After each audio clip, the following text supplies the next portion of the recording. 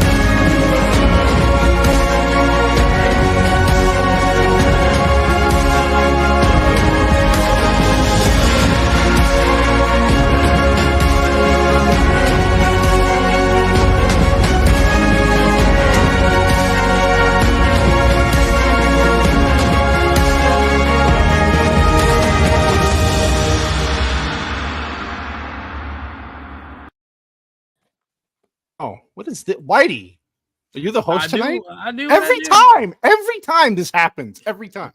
Either it's my power. Either it's my autism. We'll go with that. No, it's white power, man. Finally taking over the screen. She said it, not me. Hey, trigger warning.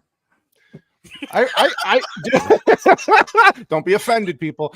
I just still miss the old days. And Jay could probably attest to this because he's old like me. With these trailers with the guy's voice, in a world where White Bear sniffs cocaine, like that's kind of, I miss that. I liked it. Yeah. Die Hard 2. Bruce Willis doesn't give a shit what his dub says. I know the dude could have voiced over for Frozen, and it would have been great. That guy who did those voiceover trailers in the 80s and 90s, he was the spitting image of Orson Welles. And he was paid something like $75,000 per trailer or something. He was paid a huge sum of money. Wow. Yeah. I wish. That's such a great job. It is a great job. So we're back. Mischief Mayhem movie. Die Hard 2. Nothing feels more like Christmas than the Die Hard movie, right? So we did last year, we did the original Die Hard. So we said, let's do Die Hard 2. It takes place around Christmas. Is it a Christmas movie? We can get into that later. But real quick, let's just go around the panel. Jay, Desolate Soul Studios. How you doing, sir? I'm good. How are you guys? I'm feeling pretty spicy tonight, so let's do this. Oh. Yeah. It is a Monday. We're all a little spicy, huh? Yeah. Always nice to have you on the show, my man. Thank you, Gooch Master. We have a newcomer to the show. Yes. It says the Gooch who stole Christmas. Oh.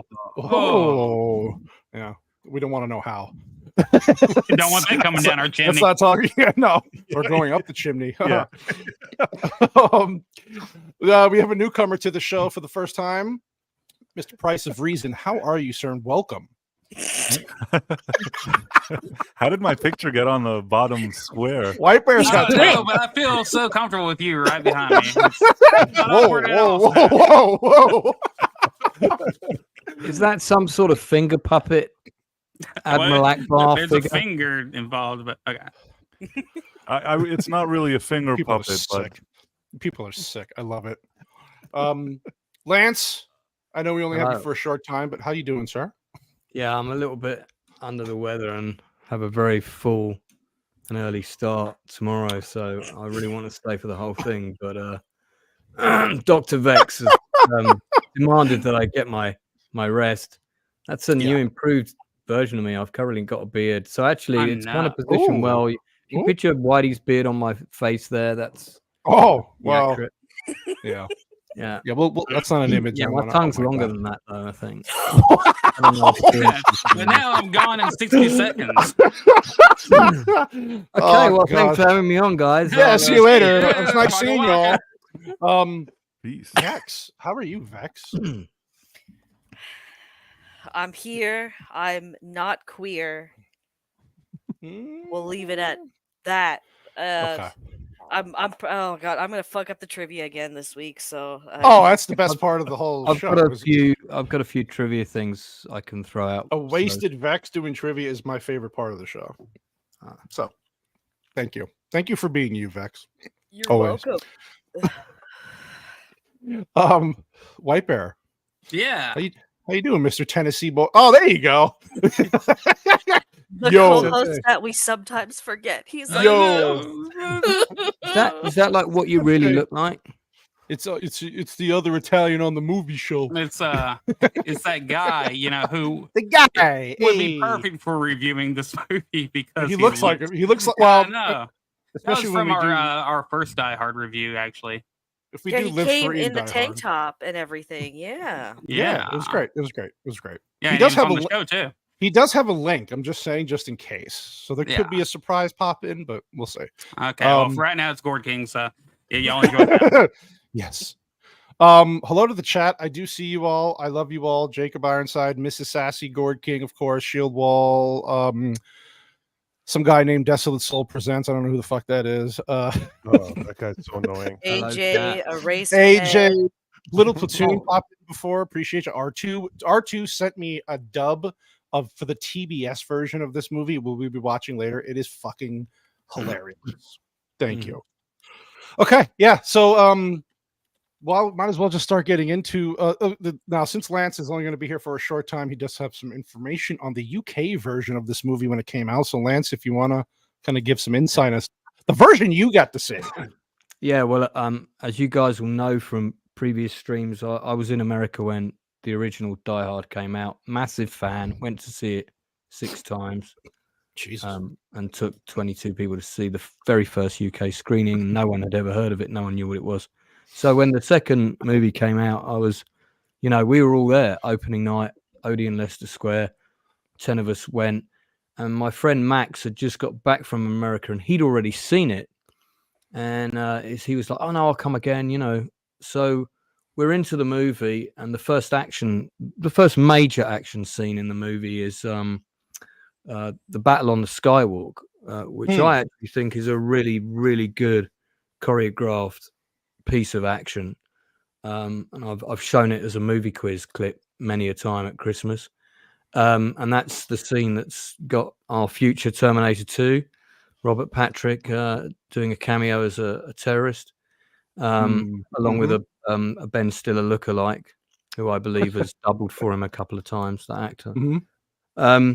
So in the UK, in the shootout, what happens is the SWAT team arrive, and the SWAT team captain is telling them to stop what they're doing. They're going there to set up that thing.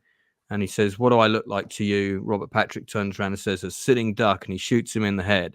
Now, that shot of the guy getting shot in the head was not in the UK version. We just saw the SWAT guy fall down from the back. And then the gun battle starts. And the next thing that happens is that the SWAT team managed to take out one terrorist during the firefight who's kind of on the side. That terrorist is not even in the battle in the first UK. He's just left out. So we have one terrorist left. Eventually, McClane. Some of the shots of the SWAT team getting shot and the squibs on the SWAT team, no squibs. So all those shots with squibs on the SWAT team, all cut, just gone. And then McClane arrives. He kicks out the air vent. Air vent falls on the guy, and then he fires. And then you've got a reverse shot, and there's a squib that comes out the guy's back. That shot also not in the UK version. When the guy gets kicked off the scaffolding, the paint scaffolding, and he falls down, and then it lands on top of him. The shot of him screaming, and then the shot of the dummy of it landing on him, also cut. also cut. Jesus, the whole movie. Well, the action scene is there. There's just no squibs and no bullet hits in it. And when I was watching, I mean, look, Die Hard is one of the reasons Die Hard stands out are the amazing shootouts. And the daddy of all the shootouts in the first Die Hard movie is the kneecapping sequence where the guy's running through, fires through, gets shot in both kneecaps, goes flying, and then goes flying through the glass, which cuts his throat over. That's an amazing sequence. It's like a John Woo level of action choreography. But if you take the violence out of that sequence, it's not as good. So when I heard it got a 15 certificate in the UK, I kind of was like, wonder what's happening there. And this is why that we had that, and we had the icicle scene was almost entirely cut. You just kind of see the guy go down. You don't even see the icicle. There's the scene where the guy got shot on the snow speeder when he turns round. Peter, what's his name from V, takes a shot to the chest. That shot's cut out. So basically, pretty much any violence with bullet hits, the shot of the guy getting his throat slashed in the back of the truck, all of that was all cut. But when the film got released on widescreen on VHS, the distributors were very sneaky, and they subtly sneaked it and made it an 18 certificate, even though, of course, far more people are going to be able to see it now that it's out on video. So this whole reason for getting a 15 certificate was simply all about ticket sales on the cinema release, because they knew that they would sell more tickets in the UK, whereas R rating doesn't quite mean the same thing in you know, you've got to be over 18 to see an 18 film in the UK.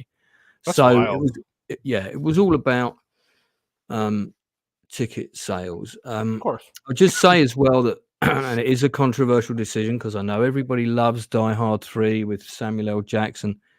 This for me is the next best Die Hard movie of the entire franchise, because for me a Die Hard movie should be predominantly all set in one location, with the bad guys all going after a singular objective, and Bruce Willis's character being the singular hero, stopping them from that objective. That should be a Die Hard film. For me, Die Hard 3 is really under siege, you know, with it's just got Steven Seagal in it instead. That would have been great. Bruce Willis had been in that. So, I mean, that is Die Hard on a ship, you know. So, a lot of people don't like it as much as the others. I actually think, considering all the production issues it had, it's a good film. If you put all the scenes back in it that were cut, and if anyone's got the special edition, there's a scene where the painters, the people that they pose as on the skywalk, there's a scene where the terrorists actually go up to that van, they kill them, and put their overalls on, and that is in the that scene is in the under the delete scenes. You can see it in the special edition, movie of the Blu-ray. movie. There's about 5 other scenes that are not in the. There's an extended opening, and there's an extended scene with Marvin that we don't really need, but so it was also cut heavily in Germany to get a 16 certificate. So we got a very watered down version of the film, which really impacted reviews. And by the time you saw the 18 version, it was kind of But I still really like it as a film. I think it's got a pretty good plot, even though the production was a mess. The movie was an absolute nightmare. The production, they had so many problems, and it went 30 million over budget, and Joel Silver was fired on the movie as well. So high expectations for this movie, very high. I remember when the first trailer came out. What was it, 1990? So I was a wee little cannoli back then, 10, 11 years old, and I remember my dad was so excited. He was like, "Oh man, Die Hard 2's coming!" And the trailer's like, "Die Harder." And my uncle, living in Texas at the time, this movie came out in July, ironically, right? It takes place at Christmas. So when we went to visit Texas occasionally for Christmas, we waited. We just didn't see it during the summer. We waited to see this movie with my uncle, and he worked for Federal Express at that time on the tarmac, doing a lot of stuff. So he was. So his theory, his whole thing at the end with the plane scene, the whole time my uncle's like, typical Italian guy. His name's Vinny. He's yelling in the movie theater like, "This is bullshit. This would never work. You're on the goddamn wing of a plane. Like, the hell is this shit?" So it was funny, but I just remember, I have those vivid memories of this because how old I am, first of all, but also just in general, just the nostalgia. So that's why I think I do like part of the movies, because it does hold a special place for a lot of good memories for me. But when you do rewatch it, there is definitely something missing from the first one. There's the charm is not there anymore, and to me, the villain is a huge step down. Yeah, now, Alan Rickman's absence is severely missed, and I mean, you've got to, you're going to have to try really hard to replace Alan Rickman. Yeah, were we going to say Price the Reason? I'm sorry, buddy. No, I was agreeing that it was a downgrade. The villain. Yeah. I still think that maybe today, when we look at this movie, when we rewatch it, there have been so many movies that have tried to model themselves after the success of the original Die Hard, even until today, that when we see Die Hard 2, which is kind of a step down from the first one, it doesn't feel as exciting. But when I did see it years ago, I was excited. Right. For whatever it's worth. I mean, I still think it's a fun movie. It's fun. I like Bruce Willis, right? And it's just the first one was so good. It's such a good movie that anything after, and that's why, to me, I get what Lance is saying though about the third one. It's just the third one brought some of that. Now, if I'm not mistaken, didn't the third one bring the original director back as well? Yes, brought the original director and Samuel L. Jackson. The only thing is, even with all of these things, I still think the first one is the best. Oh, 100%. The first one is best by a mile. The problem with the third one for me is it's a buddy film. It's a different kind of movie. It's a different vibe, yeah. And it just doesn't feel like it's a perfectly fine movie. It just doesn't feel like a Die Hard movie to me. I also feel that until today, in the third one, when they do that thing with the water, that thing should have blown up. Something doesn't convince me about that. Somehow that scene doesn't work for me, and it always sticks out. That whole ending was completely reshot. It was redone. You could tell it was quick. It happens fast. If you watch that action scene at the end, there's a scene where all these guys are being handed machine guns out the back of a truck, right? And you're expecting a big battle, which then doesn't happen. Why? Because that was shot on a completely different day, about 3 months later, and they didn't have Willis around. So the ending of the third one felt extremely rushed and just added on. Why did they change it? I didn't even know they had a different ending for that. It was the original ending didn't work, and they couldn't get Willis back, and the people said the ending didn't have enough action.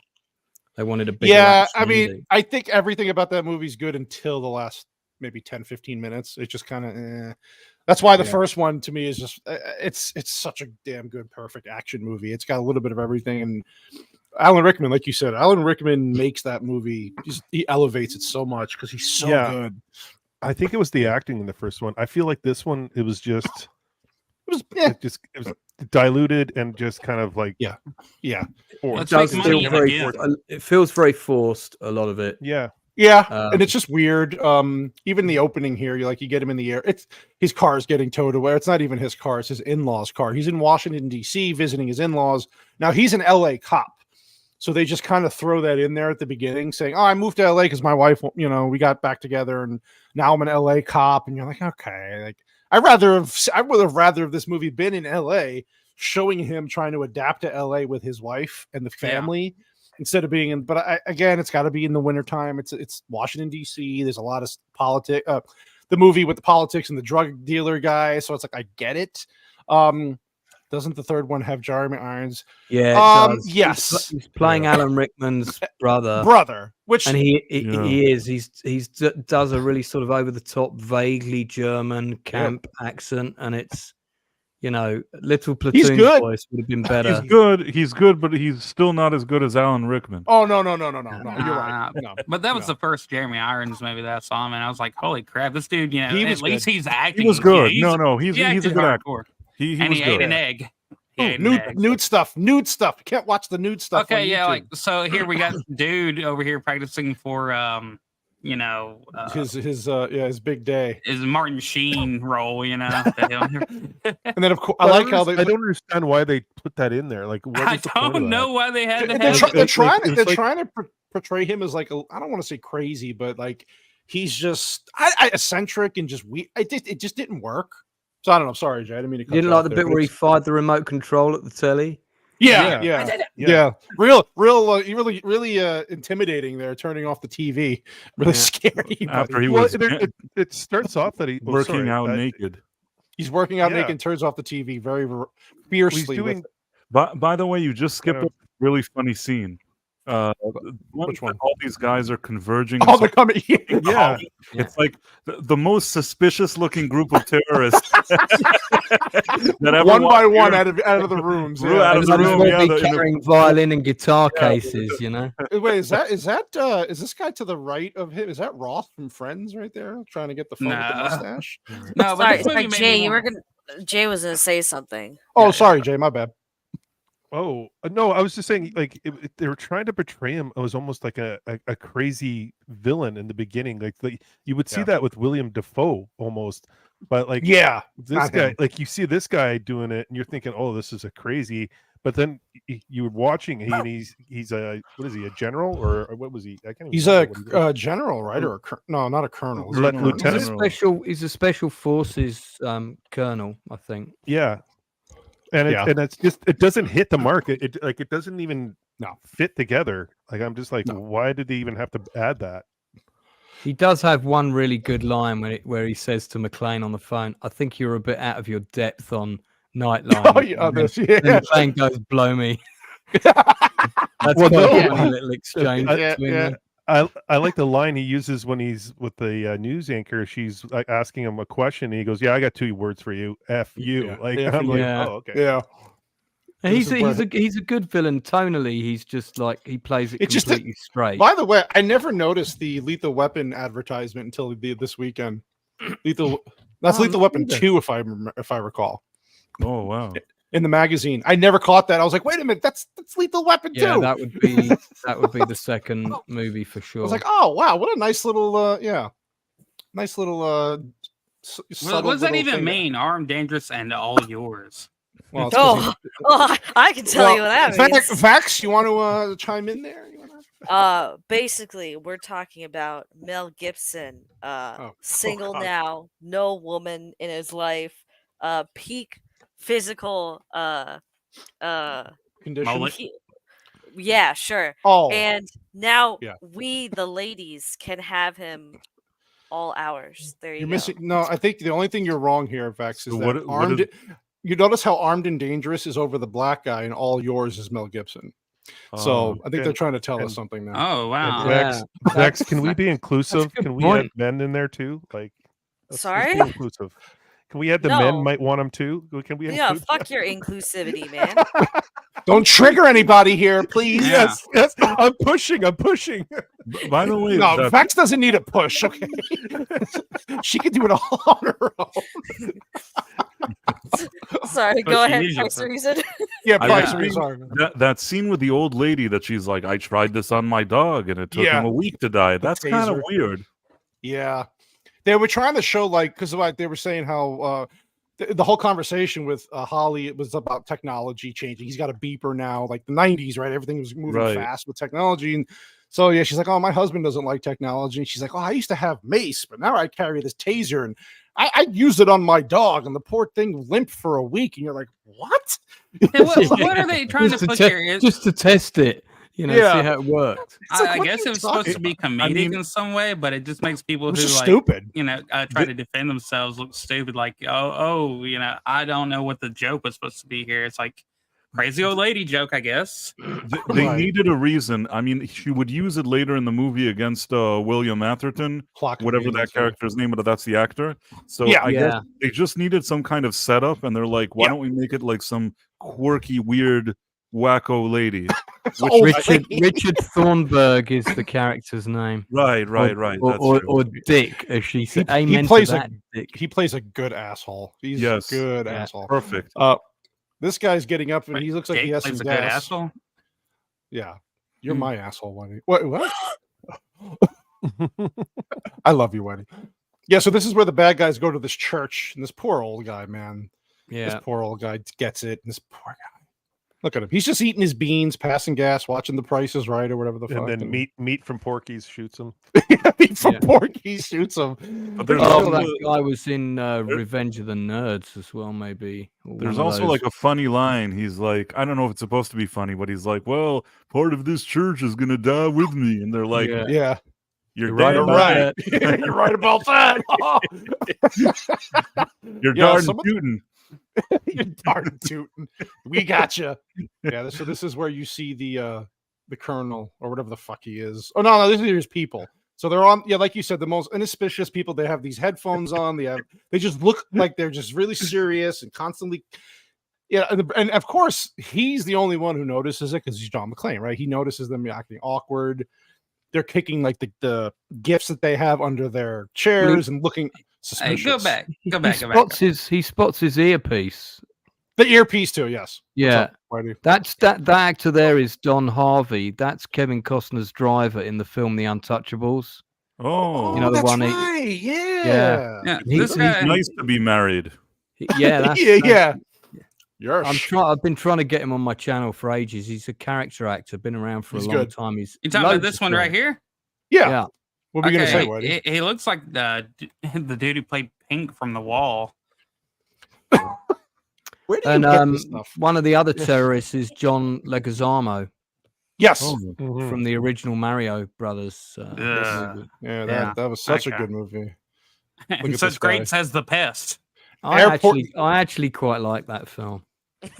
Why do you like all the bad films, Lance? Why? Lance? You're such a smart man. I like the scene with the lizards all stuck in the lift. Wasn't this guy in Total Recall? The guy on the right wasn't? Yeah, he was.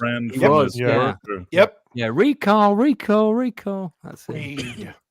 These guys look like they've just walked off of, literally George Bush's security detail. How did they get these actors and their haircuts and everything? No comment. There's the reporter that comes into play later, of course. Yeah, so they're just the colonel's whatever the fuck he is walking through the airport, and they're asking him how the security is, and he goes, "It's a joke." And that's where the reporter's like, "Can I have tell us something?" And he goes, "I have 2 words for you, F and U." And then this line here is great. "No pictures, you pinko bitch." They have so many characters in this movie, like so many people that you're supposed to learn, and it's so convoluted. It's so cool. Yeah. It's a long speaking cast list on IMDb. Yeah, there's a lot of people in this. And Bruce Willis obviously can't get through the door, so he gets this guy to get the airport police because they're so efficient. I have to say that this is obviously a movie that was made before the year 2001. Right? Yeah. You think? I mean, I think that part of the reason why I watch it today and it really kind of stands out as so unrealistic is maybe because I know that there's such measures today at the airport.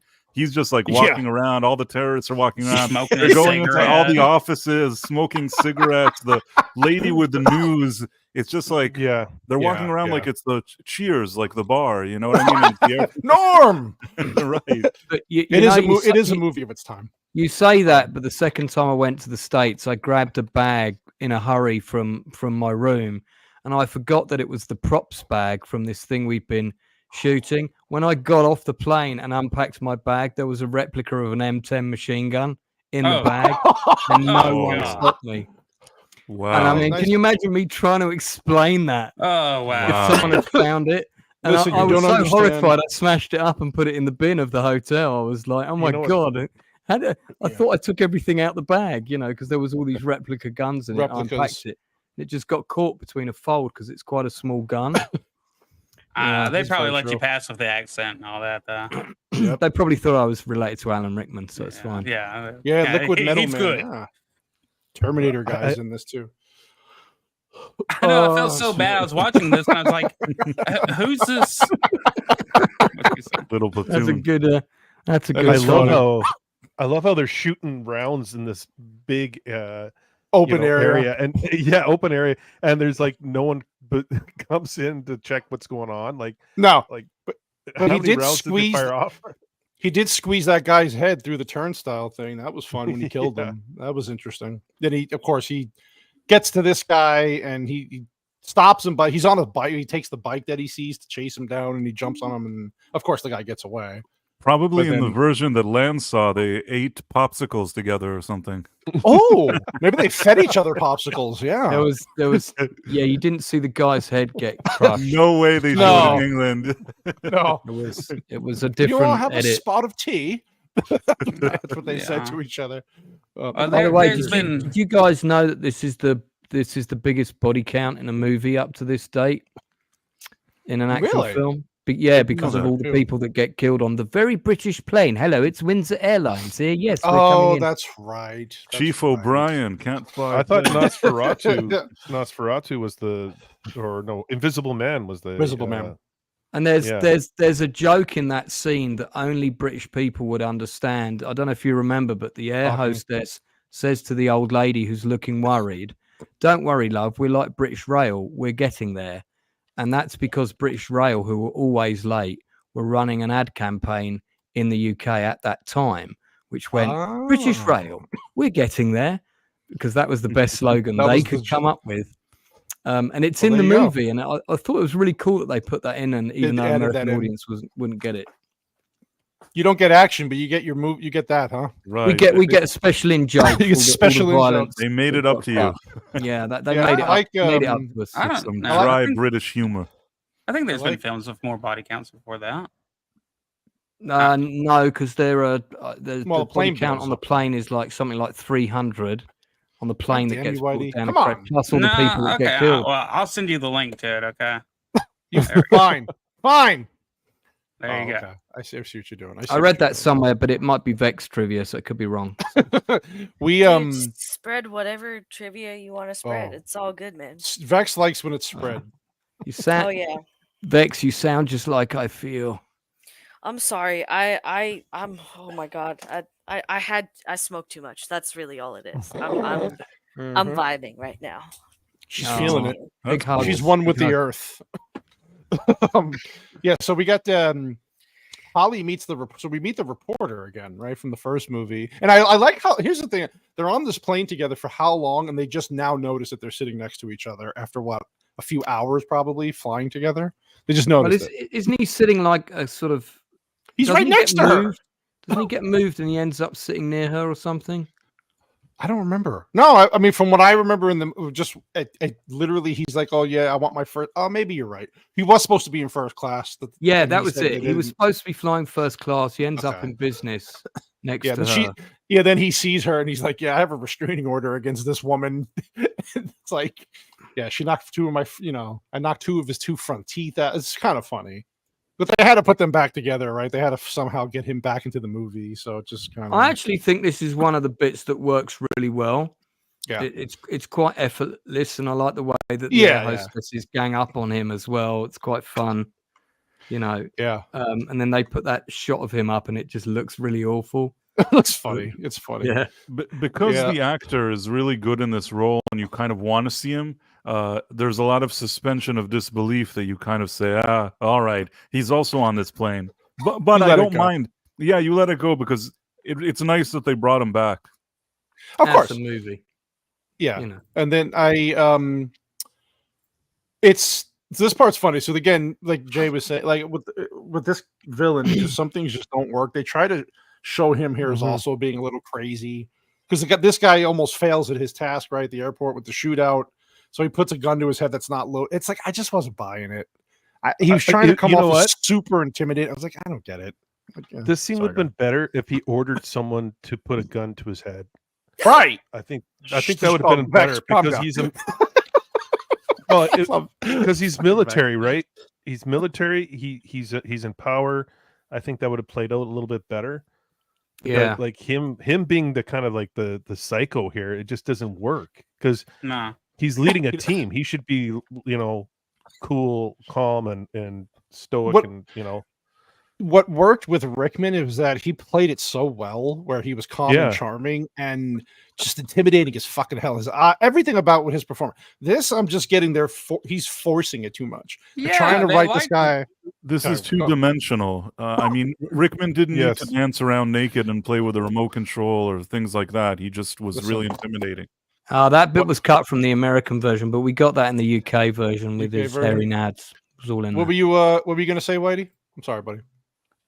I don't know, but Okay. I think we're coming upon the scene where I just remember the heavy edits for like TBS and TNT. It's and so bad. I really, at some point, you really got to play that video. I'm gonna that play. archive, Yeah, because you know what? Lance hasn't seen it. Yeah. and You I know want- what? Here, I'm gonna. Please play it while I'm still here. That'd be great. Yeah. You know what? Here, we'll play. Let's hope the stream doesn't get taken With down. personnel, last minute replacement. How's the security around this place? Like we figured, it's a joke. Colonel Stewart, can we have a few words, please? You can have two. Joke and you. No pictures, you pinko. International diplomats. I got a freaking reindeer flying in here from the freaking petting zoo, but John McClane, he's got a little problem. Hell, let's shut down the whole freaking airport. Now, what do you think they're going to say upstairs when I tell them that? Because I don't need full freaking forensics to tell me all this was some punk stealing luggage. Yeah, I know all about you and that Nakatomi thing in L.A. Well, just because the TV thinks you're hot stuff, that don't make it so. You kept some lowlife. Fine. I'll send your freaking captain in L.A. a freaking commendation. Now, in the meantime, you get the hell out of my office before I have you thrown out of my damn airport. Yeah.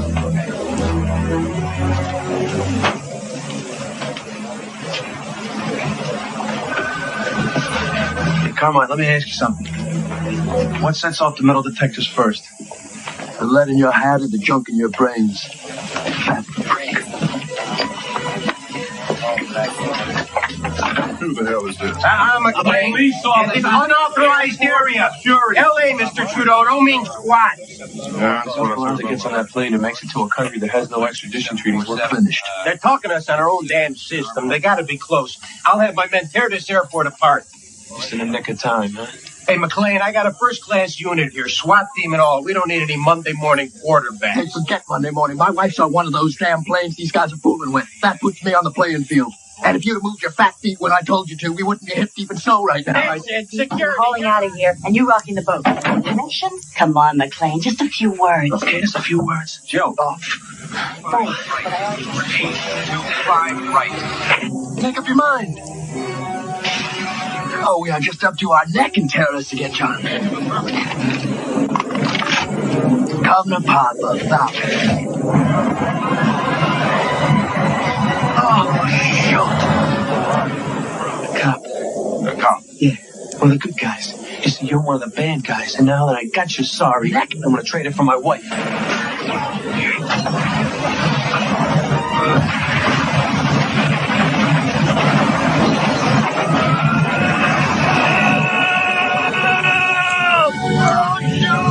It'll all be over by now.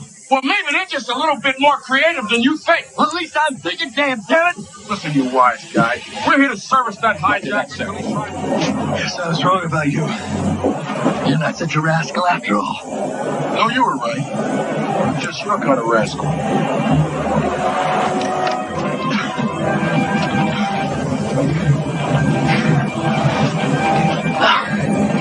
I had the guy in my sights. I know I did.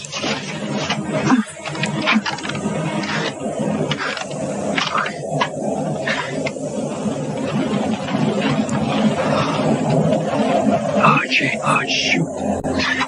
Working in the church rigged with a remote crane. Grant's boys are gonna kill Mitch and get it from him.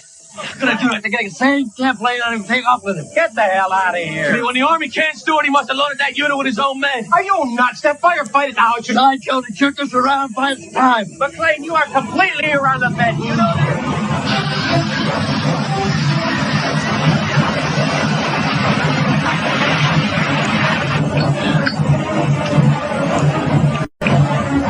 Yippee-ki-yay, Mr. Falcon.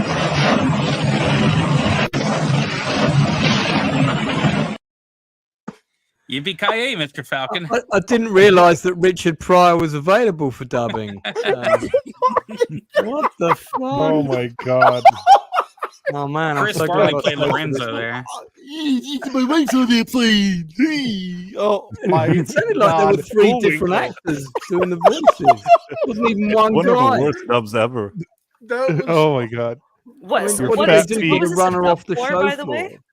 I'm sorry, Vex. What? I was for the TBS. So I don't know if you know TBS. It's a cable TV. Oh yeah. Yeah, so they Yeah. dubbed it for that, and they couldn't curse, so they just he didn't want to dub his own voice. He just didn't want to do Oh it. my goodness, that's It was so atrocious, bad. man. Oh my god. My Yeah, I don't favorite think- is you. Sorry, go ahead, Marty. No, I was just saying. I don't think you'll be hit for anything on that because that was in 240p and it sucked. Yes, yippee-ki-yay, Mr. Falcon is Oh yeah, Yeah, that's Mr. You're not a Falcon. rascal after all. You're the Mitzi. I'm Oh just shoot! you're not a rascal, buddy. Oh You shoot! can take your fat feet and get out there. At least Sipowicz used his own voice. His syncing was almost Dude. perfect. Yeah. Oh god. I was watching that. I watched that on repeat. Like I don't know for how I just could while I was working today. I just kept crying laughing. It's so bad. You know, Yeah. when he was filming NYPD Blue, he got sent more ladies' underwear in the fan mail than any other cast member on that show, even Jimmy Smith.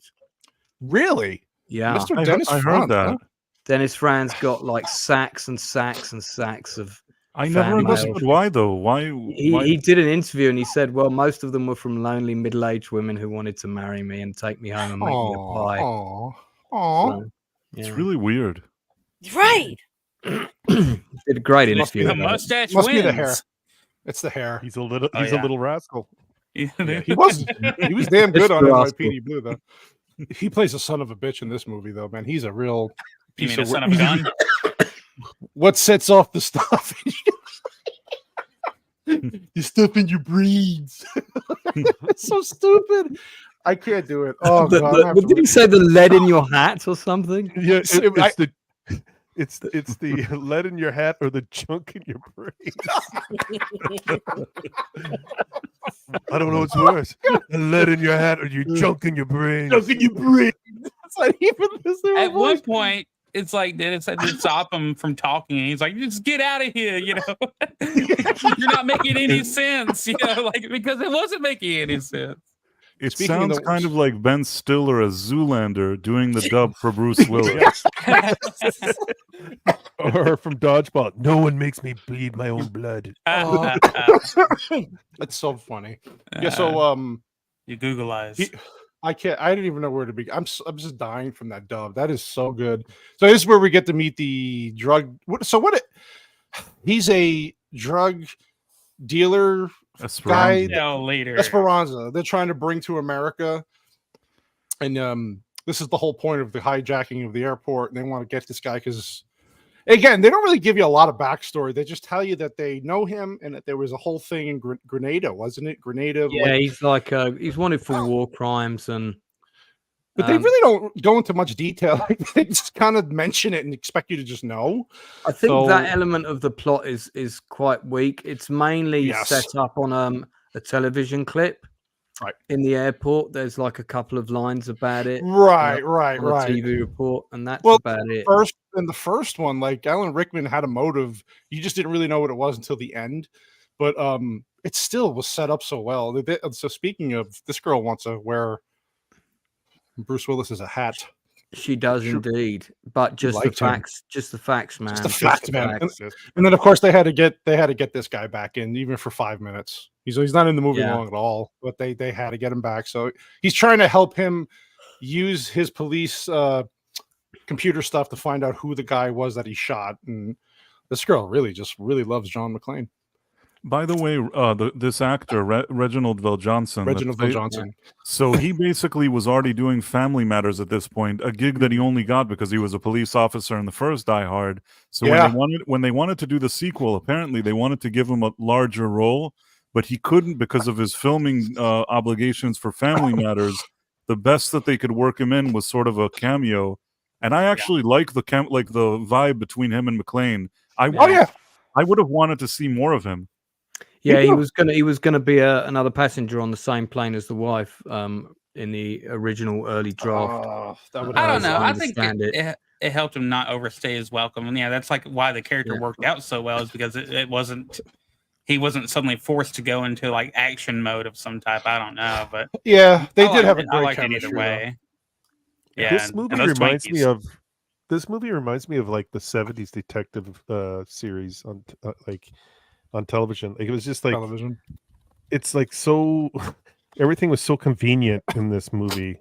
Right. Everything. Well, It the was just like, original a lot of premise for the convenience. story is based on a novel called 58 Minutes.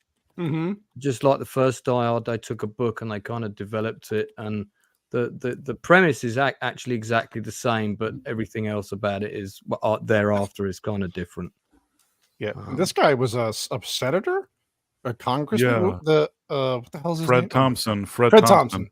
Yep. Yeah. Yep. Yeah, Con- Tennessee. congressman, an actor, Tennessee. and he was on Law and Order. He played the DA of New York. Oh, even yeah. though he never seemed like he would ever be the DA of New York, but that's what Right. he He's from your home state, huh, Whitey? Yeah, and he died here, which is more important. He I did guess. die But, in real life, yeah. But, they gave him the dude.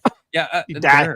He died. died. So, but they gave him like the best role in the whole movie, where he gets to say like 3-word liners in a way, like "rack 'em, stack 'em, and crack 'em, boys." Yeah, that's a good. Yeah. That's a Mash good 'em, line. smash 'em, and stick 'em in a stew. Yeah. So this Roll is 'em where they up, find think- he was good in this movie.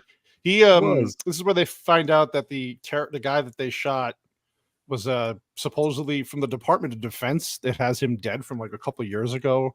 So obviously John McClane's putting this together. He's like, okay, there's some big shit happening. This is Black where the Ops. chick flirts with him though. She's like, I'm almost done here, and you want to go get a drink afterwards? And he does the cheesy line because he got a fax, just the fax, ma'am. Get it? Haha. That never happens to me at airports, man. What are you Right. saying, I Vex? played with Bruce Willis in this era. He looked good in this era, man. He was super cool here. I assume that if he was in an airport, some ladies would be nice to him in this. Just a little bit. At this point of his career.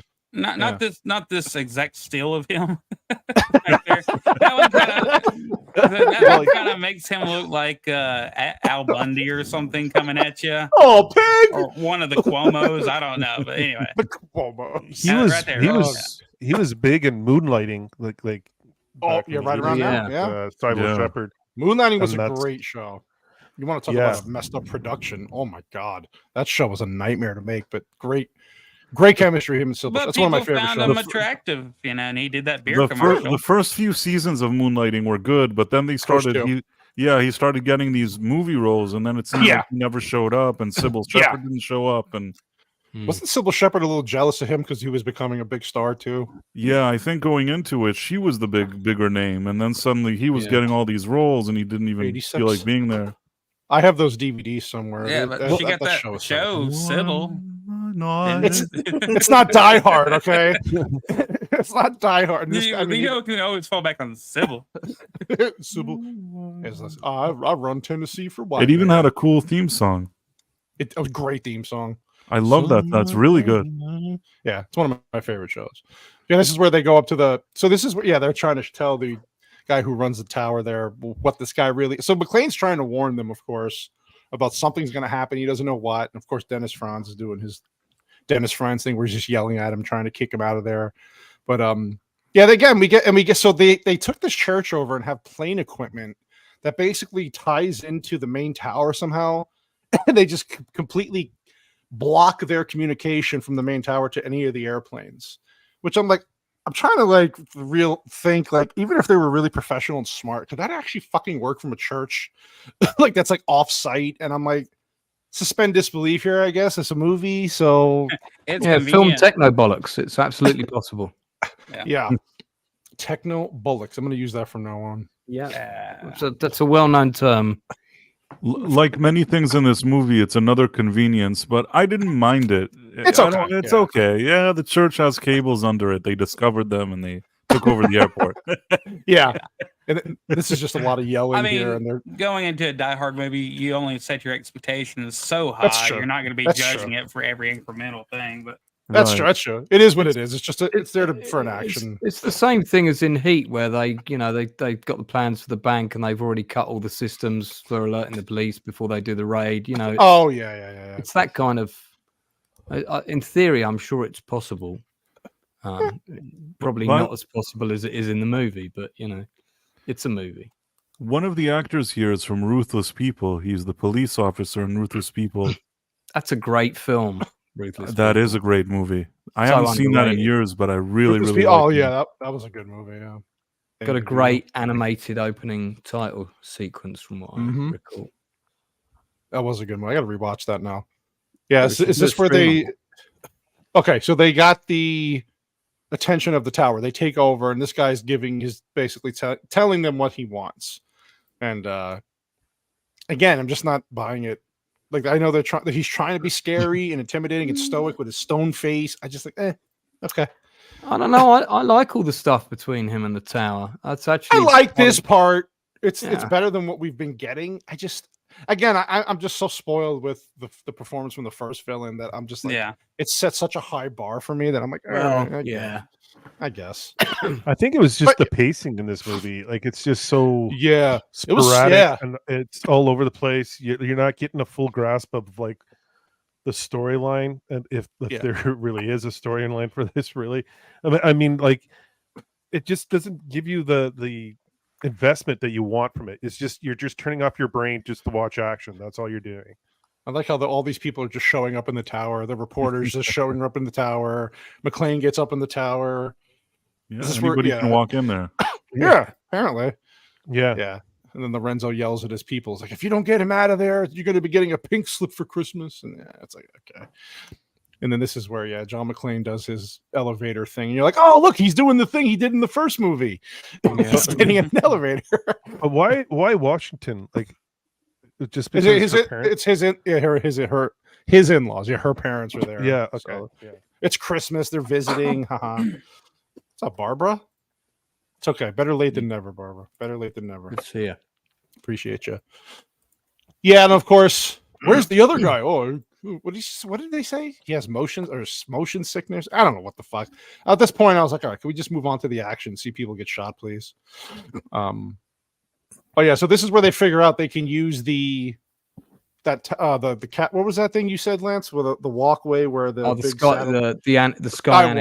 So there's a satellite out there that they just put in where they're thinking they can kind of subvert the bad guys taking over the tower. And I like this part was funny. It's part of my favorite line in the scene. He's like, I can't believe this. Another basement, another elevator. He's like, how could the same shit happen to the same guy twice? I was like, all right, that was a good line. That was a good line. Was this it? Where... Shut up. Yeah. Don't take this away from me, goddammit. No, there's so many references back to the first one that it's almost disgusting. They have to, though. They have to. Fine. You know what? You're done. I'm muting you. Hey, do what you want. Kicking you off. The guy. This is. Yeah, sorry. Go ahead. The actor that's giving John McClane the location of the satellite. And This everything, guy, Marv. No, the other guy, the black guy in the tower. Oh, in the tower, the small guy. Yeah. Yeah, small guy. He's either really, really forgetful, or it's just like it's just loud. Again, convenience. It's like, oh, I forgot about this. Let's try this. Oh, I forgot about this option. Like he's giving all the options and it's just it throws you off. You know it, buddy. It's a very greasy stream. They couldn't get the Family Matters guy to to actually be in the rest of the movie, so they replaced him with another helpful black guy.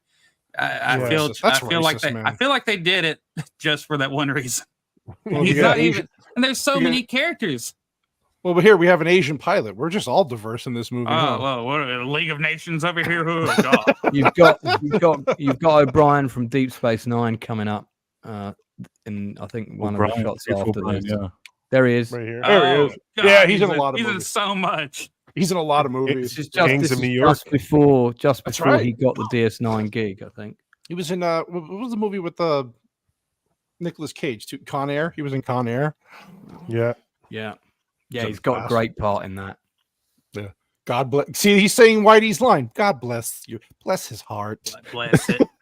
Bless that Tennessee heart. I know. Look, it's a Tennessee man saying bless it. He knows his roots. Look at these people. Look at airports just full. God damn it. No, thank you. Diverse as shit. All right. It is Washington, D.C.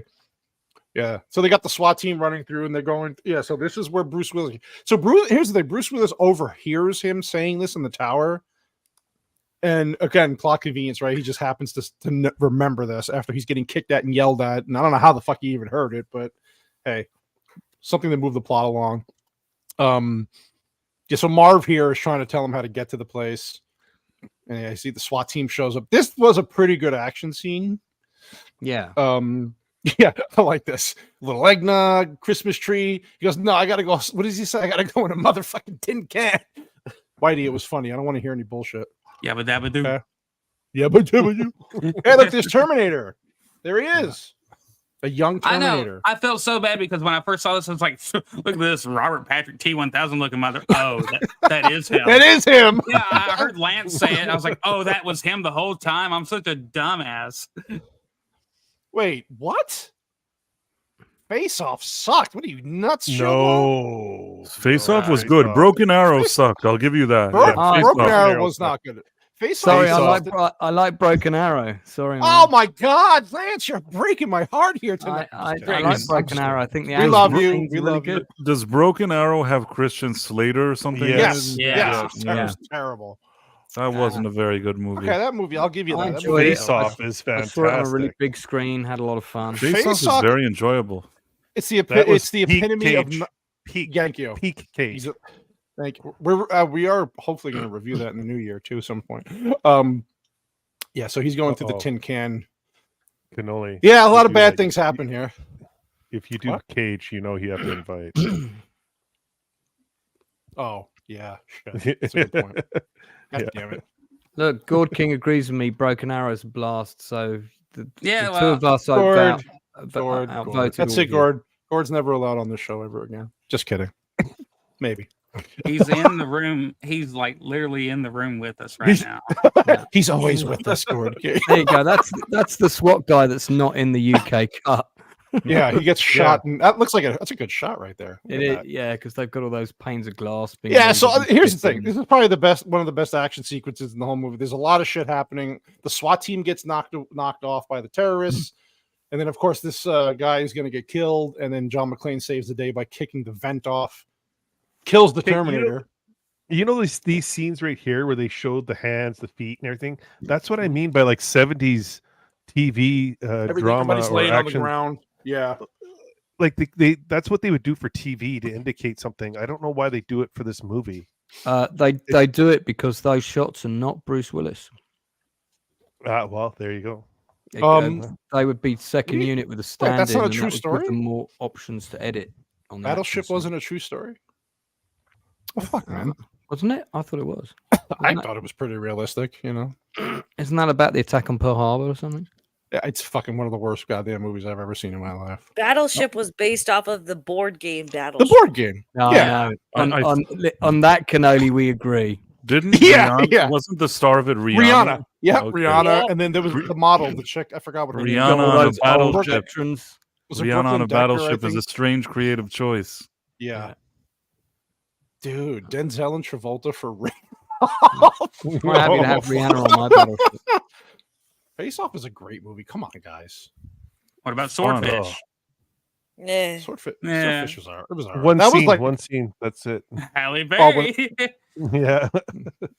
That was like Hugh Jackman's one of his first roles, wasn't it? I think, right? Anyway. That's it. That movie got pulled from the UK cinemas because it came out the week before 9/11 over here. Oh, ouch. Yeah, and it got Tim was sword, not enough fish. Yeah, so that in this scene here, fucking Whitey. Yeah, so McClane kicks this guy. So this whole scene's cool. This guy falls, and this whole thing falls on him, and it's one of the worst looking dummies. Which I get that how it looks like a fucking plastic doll, and I get it. You can't have a real person. I would have rather just have the real person underneath there getting crushed, but yeah. Can you buy real doll bad guys? Maybe they should have. Maybe they should have zoomed out the camera more. A little bit more. It was very obvious. I get it. They didn't have CG, like they couldn't really CGI stuff, but it was very. It took you out of the scene for a second because you're like, oh, that's bad. Well, we didn't have that shot originally, so. Oh yeah, so you didn't even get to see the plastic. That was one of the good points of the editing. This is what Vex yells at us in our chat every day. When she gets feisty, but we love her for it. No, this is a good scene. This is where he's got McClane, this piece of wood falls on him, and I like how the guy's running at him on this walkway. Scaffolding. Scaffolding. Get it fucking right. Listen, my family we just ran the fucking place. We didn't know what the stuff was called. Okay, we just enforced the union. We just ran the construction sites. Yeah. Did we skip that lame action shot where he's rolling and shooting at the same time? We saw it earlier. That was when he was talking about the hands and feet, but slow motion bit. So why McClane doesn't have a gun near him? This guy's running at him. He presses the button for the whatever the fuck it is, the walkway thing that's electric. And I like how he's probably the bad guy's really close to the gun, and he runs like a freaking 100 miles an hour, but the scene still takes like 30 seconds. Typical 90s action, right? And of course, McClane gets the gun, shoots him. It's a moving sidewalk. Shut up, buddy. Yeah. And then the satellite they're going after blows up because the bad guys think of everything ahead of the good guys, right? So, all right, so we have to go to plan C. Look, he's like, God damn it. It was all a trick. It was all, I killed the Terminator and this is all I get? He's like, wait, are we going to make another one of these? He's like, is this movie almost over yet? Yeah. Is he going to melt through the bars? This part was kind of funny where he's leaning into her, looking out the window because there's a bunch of planes circling and they're running out of fuel. There's no tower to talk to, so they don't know what's going on. And she's like, Dick, that is your name, Dick. Next time you come over, like use a what did she say? Use a different aftershave. Stronger mouthwash. Yeah. This guy plays such a dickhead. He's perfect for these roles. He really is. I once met him. Was he less dicky? No, he actually seemed. I mean, I don't think he was mean or anything, but he seemed kind of grouchy when I saw him in person too. Like dick adjacent, basically. Like I felt like you just took him out of the movie, and there he was. Yeah, I did find the scene kind of cool. That like somebody's noticing, hey, like we're actually seeing other airplanes in the air, and that's kind of odd. So it's a little weird. Yeah. Lance, my man, I know you got to go rest up your lovely voice for a bunch of streams tomorrow. So well, that and a film production conference. That too. Like 20 meetings to go to. Of course, I do appreciate you. Shout out what you got to shout out. What do you got coming up? Just real quick, because I don't want to hold you up. Go ahead. Doing a Nielsen ratings every Tuesday, either at 10 or 10:30 p.m. It's 10:30 tomorrow. I think I'm going to be doing a special on Drinkers channel at 7 p.m. UK time. Nice. Because I had the military advisor of Napoleon on my channel in the past, and he wanted to come back. And I suggested to him, why don't we do it on Drinkers channel instead? Because he got a bit stitched up in a newspaper article, and he wanted to kind of set it right. So, nice. So he's a good guy, Paul Biddis. So we're going to be talking about all those great action scenes from Napoleon that have been cut out the movie. Right. So I've got that, and then we got the video, the film and TV trivia Christmas quiz with YouTubers on each side, and we need all of you guys there. So Vex is confirmed as coming. I think Gord King is there. Nice. Retro Nerd Girls helping me keep the score. We're going to have about 5 people per side, and you're playing against the chat as well. Nice. And that's on Sunday, the 18th of December in the afternoon, I think, or early evening, something like that. I'll check the time, but it's already up on my channel. So let me know if you guys want in, because you'd be very welcome. It's going to be a lot of fun, and there's a potential prize of £1 million to the winning team. Ooh. So potential. Key emphasis on the word potential. Right. But the potential is there, because I will have a lottery scratch card that will have a potential prize of £2 million. So, 50% goes to the house. That's been recorded live on YouTube. The rules are there. So, hey, where can we find your book? My books are all on Amazon. The one that's got Die Hard on the cover is called 1988. So if you search under Lance Steen Anthony Nilsson, and I mean, I can put the link in the chat real quick. Please. If you don't mind. Do. That's basically my diary from that year, and it's also got nearly all the films that I saw that year reviewed. I saw 137 movies at the cinema that year, Jesus. plus a load more on video. Wow. and it was a good year for films. That, and I kept a diary, and this is the diary of that year. So I'll put it in the private chat because I don't know if I can post links in there. There you go. You're not a.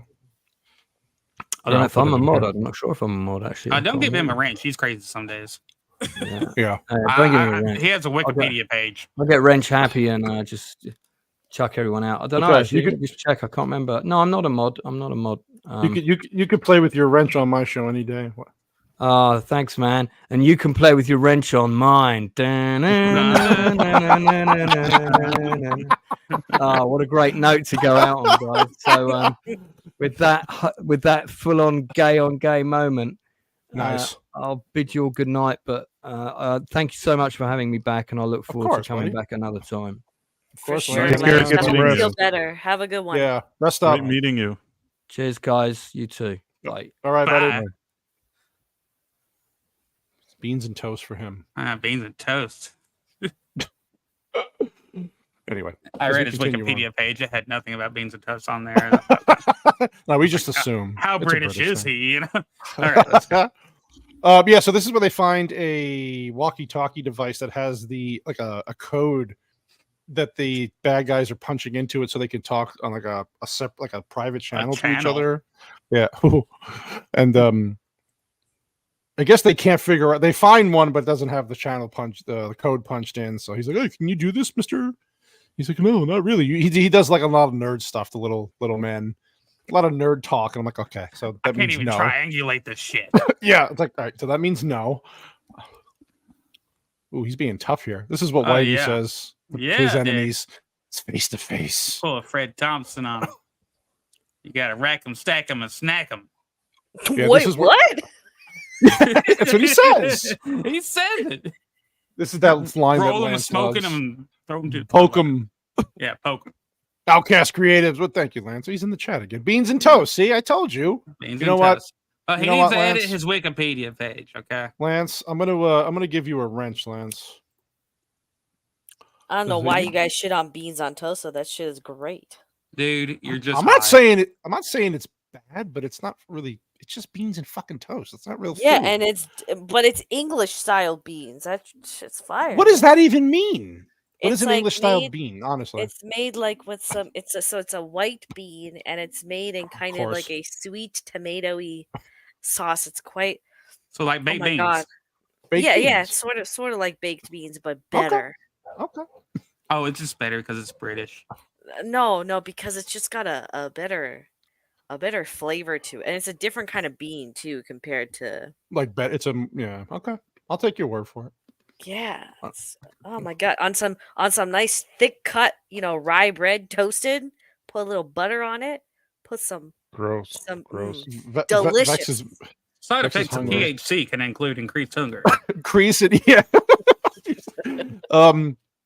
So since the good guys were trying to backdoor the bad guys and go behind their back, this is where the crazy really comes out, huh, Jay?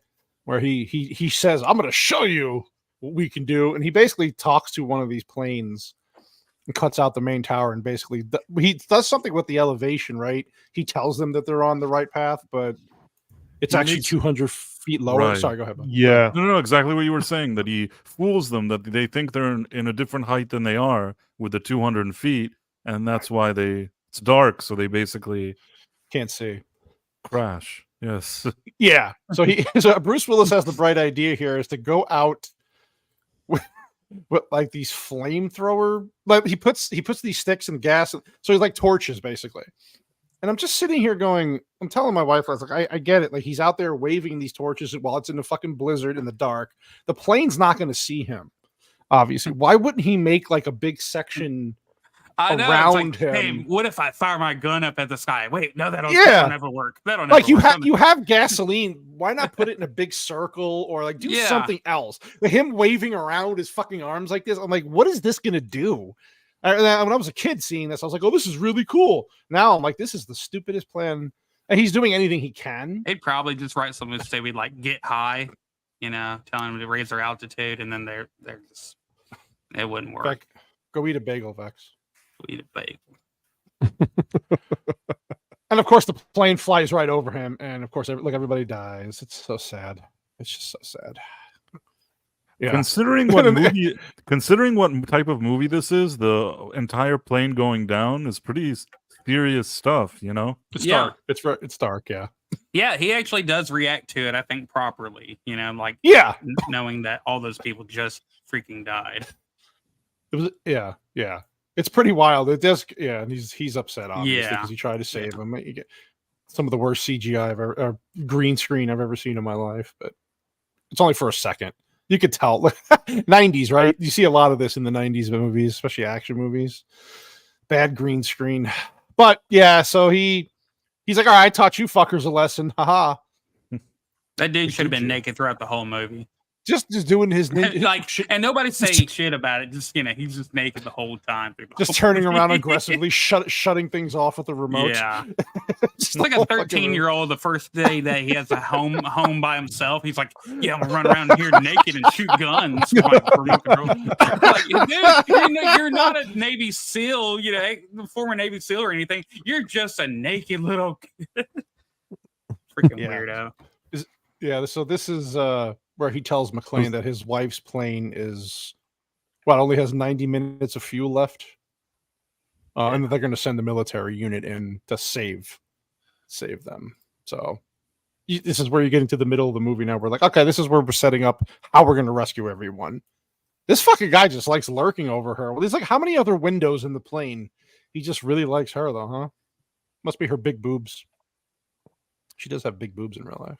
Those are easy flotation devices if that plane goes down. That's there you go. He's trying to make friends with her. Yeah. Maybe he likes that kind of aggressive approach of hers. Attractive. Yeah. She's feisty, right? Yeah. And then this is where he goes back to his whatever the fuck this guy is, this reporter guy, and I guess this guy has like what a radio. The camera guy. Yeah, the camera guy who has a radio that can tap into the cockpit frequencies to find out what's going on. People carry that shit around, Yeah. He's like, I'm not going to check this in. Are you kidding me? These days you get shot trying to bring that onto a plane. Look, Dick, I might just be your gay lover, but I have this radio device. I have this cool radio device. Let's listen. And they do this dramatic thing where he's like, I hear this beacon noise, but it's like the tower isn't there. You're like, uh-oh. This dude knows all about it. What is going on here? And this is where we get is this guy the guy that comes in here? Is he a colonel or a lieutenant? I forgot what he is. Is a major. Major Grant. Isn't he the dad from Good Times? Good Times. And Coming to America. Coming to America. Yeah. Whenever I saw him, I was like, "Holy crap!" McDowell's here. Mr. McDowell is badass. Golden arches. Yeah. And then, of course, like there's a big reveal that comes now. I don't know if the reveal. I guess at the time the reveal that comes up later was a little shocking, but I don't know. Like, what did you? I don't. We get to that part. I don't know how you guys felt about that twist. It just. Oh, you saw it coming a mile away. Yeah, it was like it just really didn't work for me. I know they were trying to throw everybody off, but it's like it didn't work. The red tape around the clips. The blue and red. The mags. Yeah, like you could tell right away. Like it was just. It was so stupid. Yeah. I don't know. I thought like in some way like they were gonna get killed off or whatever. Whenever I was watching this, my eyes were glazing over. I was like, oh, they're probably gonna die too. But I actually didn't expect him to be the bad guy. So that I thought he was a rascal from the get-go. Immediately rascal. You sick rascal. You rascal. You had a rascal face. You just take your fat feet and get out of here. You my wife's on that plane. He got this poor guy. So this whole team this unit that was brought in, this guy is new, right? The other guy that was doing the whatever the fuck he's doing got appendicitis. So he's just there as a newbie, right? It's the second day there or something like that. But he's like, yeah, this guy's the best. And you see all these fucking feds coming in. And so, yeah, they're just building up. Yeah. Yeah, then this is where they figure out about the outer marker. Go ahead, sorry. Ben. There's just no intensity with the planes being in the air. That's they're forgotten about for a while. You just know something bad. Yeah, but they're not really. Yeah, sorry. Yeah, there's no drama with that. You're not like you just kind of just like, oh, there's planes in the air. John's gonna save it. Like, it's they could have done a little bit more for that. But again, this is 1990, and this is just action movies in general. So, and of course, this guy can hear everything that's happening. He hears the cockpit. Finally, he gets a channel where he can hear all the bad stuff happening. Convenient. Yep. Only him. She's like, what is this asshole up to now? So he's getting everything. And then, hey, we see Marvin again. He wants the map to get to the to another area. Again, it's just a lot of stuff here. You're just like, all right, move it along. Yeah, all these little tiny plots. Yeah, I mean, I get it, but it's like this movie was a little longer than it needed to be. I think the first one was over 2 hours, but it just worked. Plus, it was the intro to the pacing character. was beautiful in the first one. Really. Yes, this one was not. This one definitely was. Yeah, this is where he kills the guy the first guy in the plane. The bad guy kills the first guy in the plane. And who's then, the director of this movie? Rennie Harlan. Harlan. It's not John McTiernan that did the first and the third one. It's Rennie Harlan, who's considered like a lower tier director, I think. Yeah. No way. And it shows. Yeah. Oh yeah. This part's funny. He's got a gun to the guy's head, and then the other guy tries to grab the gun while he's. It's like typical, like you said, Jay. Typical '90s movie, right? Let me get the gun while the guy's got it to my head. It always works out, though, right? Well, I just think like those spots could have a lot more intensity to them. Like don't even engage with them. Just shoot them and just take over. Like because you're going to do it anyway. Like just show the evil side of these characters. It would have been people would have been like, oh damn, like, well, now you know why he calls him Mr. Falcon in the dub.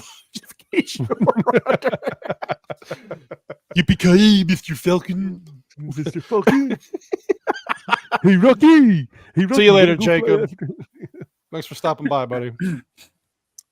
Yeah, so of course he's got so Marvin miraculously finds a radio with the code punched in. Like he just has one. It's pretty interesting. Plot convenience. Yeah, so they're trying to find a place for him to land because he took over the plane. Of course, there was a bullet hole through the window. He's flying in at high altitude with snow that would not, and somehow this doesn't affect the plane, but whatever. 90s action movie. Then again, I'm not a pilot, so I don't know how that would work. The other thing about this movie is I don't know how many times they shoot at metal and there's no ricochet. It's like I'm like, oh, okay. Are we just using plastic bullets that just melt as soon as they hit like something? Like like the ricochet should be flying around it. Even this part right here, he's shooting the lock, and it's like, well, where's the ricochet? Nothing happens. So he's trying to push up this grate to get out where the runway is where the plane's landing, and of course, like they try to make it all suspenseful because he can't get it open. He has to shoot the lock, and he's trying to push this thing off, and of course he gets out of it. But it's like nobody thought like 48 minutes left in the movie, Bruce Willis was going to die here. I get why they do it, builds some suspense. It's supposed to be an exciting scene. I was like, all right, okay. This part was kind of funny though, where the bad guy opens the door and he's like, "Oh, freedom!" And Bruce Willis punches him. He goes, "Not yet." That was pretty good. No frequent flyer mileage for you. Yeah. And basically what he's trying to do is take this bad guy that the general's trying to bring in and use him as collateral to get his wife's plane down. So he's like, all right, I got you now. So now with you, I'm going to be able to save my wife. And of course, like Jay said, no, a lot of bullets start flying around the plane. And another funny part is too, is like he shoots the Colombian, whatever the fuck he is, guy. The drug lord or whatever. The drug, there you go, the drug lord. The general, he shoots him in the arm, knocks him down, but then he runs into the cockpit by himself where he leaves everybody out in the open. And I'm like, why don't you just take him with you? It's like drag his ass. Shuts the door. Shuts the door. And they just decide to shoot a machine gun at the door. Like, yeah. And you see the dents in the door, and you're like, really? Like, really? Yeah. You would see like backfire. You would see like so many things happen. Yeah, and then he's this beautiful action scene. Oh god, yeah, with the grenades. They throw 6 grenades into the fucking thing. Yeah, there you go, perfect. 9 and 9 grenades. 9, and this is like the longest fucking grenades to ever explode. They just he has time to get into the fucking seat, eject himself while it's on the ground. Yeah. And then you get that scene goes, oh shoot. I mean, it's a fun scene, but it's fun. It is a fun. I actually those grenades took forever. What kind of grenades were they using, y'all? Well, they're throwing like one after another, and they're going like so. There's one sitting there for like 15 seconds, and another one comes in, and then another one. It's like, and they all bounce the same spot. They all bounce in the exact same spot. They're These like guys all need to play football or something. I mean, they basketball, like should be 3-point shooters. These guys are great. Yeah, but don't worry. If they had missed, they could have ran around the whole entire airplane, grabbed it, come all the way around back, throw it again. Yeah. You know that. What was with that? Oh, look, there's a little throwback to the first movie. Nakatomi. That was the building that they were in the first movie. Right. Cute little Easter egg there. These things I never picked up just till yesterday, or when I watched it the other day. The other part, yes, just throwing the grenades back out. Yeah. By that time, fuck you guys. Yeah. My wife's gonna be here soon. Oh shoot! I gotta stop Mr. Falcon. You can take your fat grenades and take them back. So he, Dick over here, I'm going to call him Dick because that's his real name in the movie. He takes the phone. Remember these fucking phones on airplanes? They used to cost like $1,000 for every minute you use them. Yeah. It's fucking ridiculous. Did they already have them in 1990? I think so. I suppose they do. They certain did. planes might have had them. It wasn't like widespread yet, but I think maybe the big, like these kinds of planes, these big ones had it. Yeah. But I remember people I knew who took flights and they said they used it one time and never again because it cost them so much damn money. Damn. Again, convenient. They don't even have it today anymore, really, I think. No. I don't I think I don't think they do have planes on phones. No, I think they were more advanced then. Today you can do maybe you can send a WhatsApp, but I don't think you can have a conversation. Yeah, you can't talk. Wi-Fi. They have Wi-Fi on the planes now, so you can do like Wi-Fi calling and text Wi-Fi messaging. calling. But So don't Sorry, go but ahead. I think that they limit it. They do something where they jam, kind of like in Spaceballs. They jam your signal that you can do the text. You can do the WhatsApp, but if you try to do a call, I think they try to torpedo it. Do they use the That makes creeps sense. and the beeps? Raspberry. Lone Star. Only one man. That's a good movie. Oh, it's a great movie. Yeah. So this is where they're just kind of bickering with each other, and there's a lot of military bullshit here. This fucking scene's just kind of dragged on. Again, he comes up and he goes, "You know what? I know where there's something else." Yeah. It's like it's so convenient. It's so convenient, and I know they're trying to do it to just kind of have a conclusion to the plot, but it just, I don't know, man. Something about it just seems a little cheesy. It's like, all right, let the little man have his fun. Yeah. And this is, so basically their plane's like running out. They're on fumes basically at this point. This bitch has got her taser though. She's happy. She can tase herself and knock herself out before the plane crashes. She doesn't feel anything.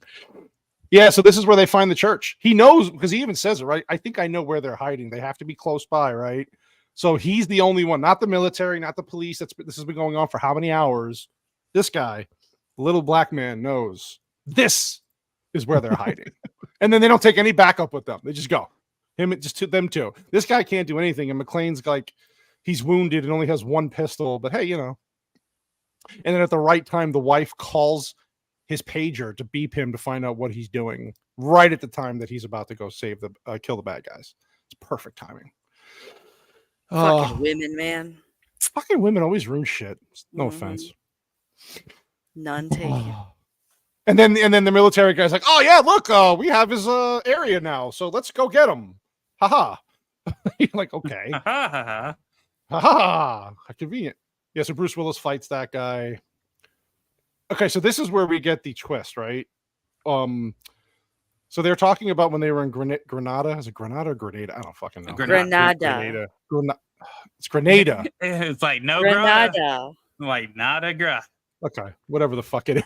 So that's yeah. Well, Grenadiers were earlier. Yeah, before we get to that, he sticks a fucking icicle through the guy's eye. I don't know if this would really work. Would that really work? If the icicle was strong enough? Or, just kidding. It'll work. I tried it on my dog. Jesus Christ, Whitey. Oh, what? Jesus. Whitey's a special man. Oh, Tennessee, man. Were they building a snowman here? Look, Bruce Willis is building a snowman. He's like, while I'm waiting, hey, this is for Mr. Falcon. Hey, mother helper. Oh, look, he actually gets yelled. Feet over here and build some snowballs. Like Lorenzo gets yelled at finally by the. So now the guy. It's weird because this guy, the major, like changes his tune with McClane a lot. First he's an asshole, then he's nice to him. Then he's an asshole, and then he's nice to him again. Now he's his kind of asshole. Yeah, I'm just your kind of asshole, and that's why he smiles when he says that. Yeah. Yeah. Oh, not a gooch. He's not a gooch. Yeah, and then, so this is where they're built. They have a 747. The bad guys that they're fueled up. They're prepping to get out, and they're going to like some island somewhere where they can spend their drug money that they have. They're going to blow up the church. And then this is where the blue. Okay, so this is the part where the blue taped magazines for the machine guns come out, right? And again, watching this as I got older, I was like, oh yeah, okay, there's the dead giveaway as to what's happening here. Why would they change from red to blue? And yeah, you find out that the blue taped guns are blanks that they're shooting out. So they're trying to make it look like they're trying to escape and kill them, but I don't know. It's like, do they really have I've never shot blanks. I've never shot blanks myself, but oh, you mean guns? Oh, I'm sorry. I thought you meant something else. Sorry. Okay. I didn't know where we're going with that. Low sperm count. Did anybody else have a problem with this scene? Was it like a dead the scene here? Yeah, it was just dead giveaway with the blue thing. Like, it was just like, fuck, man. Totally. Come on. Well, this, like, the action scene here, like, this is where they kind of just, I think they either ran out of money or just tried to quickly finish this off because he's on the snowmobile and there's no wind in his face. Right. And it's just like you're looking at him, he's like a perfect, like, almost Photoshop right here. Yeah. It's so badly done. It's really just bad. Yeah. So he's chasing them on snowmobiles. And then he's got one of the machine guns with the blue tape on it, and he's shooting them, and he's like, wait, what the fuck's going on? Why are they not dying? Aha! And then you see the red, they switch back to the red ones, and they just annihilate his fucking snowmobile.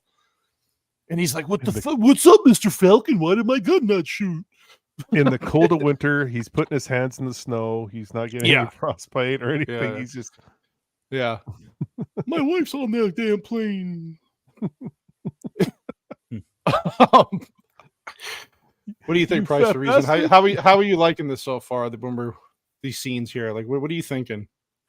You know, I'm trying to think when I saw it the first time, and I think that I didn't mind it. I didn't overanalyze it.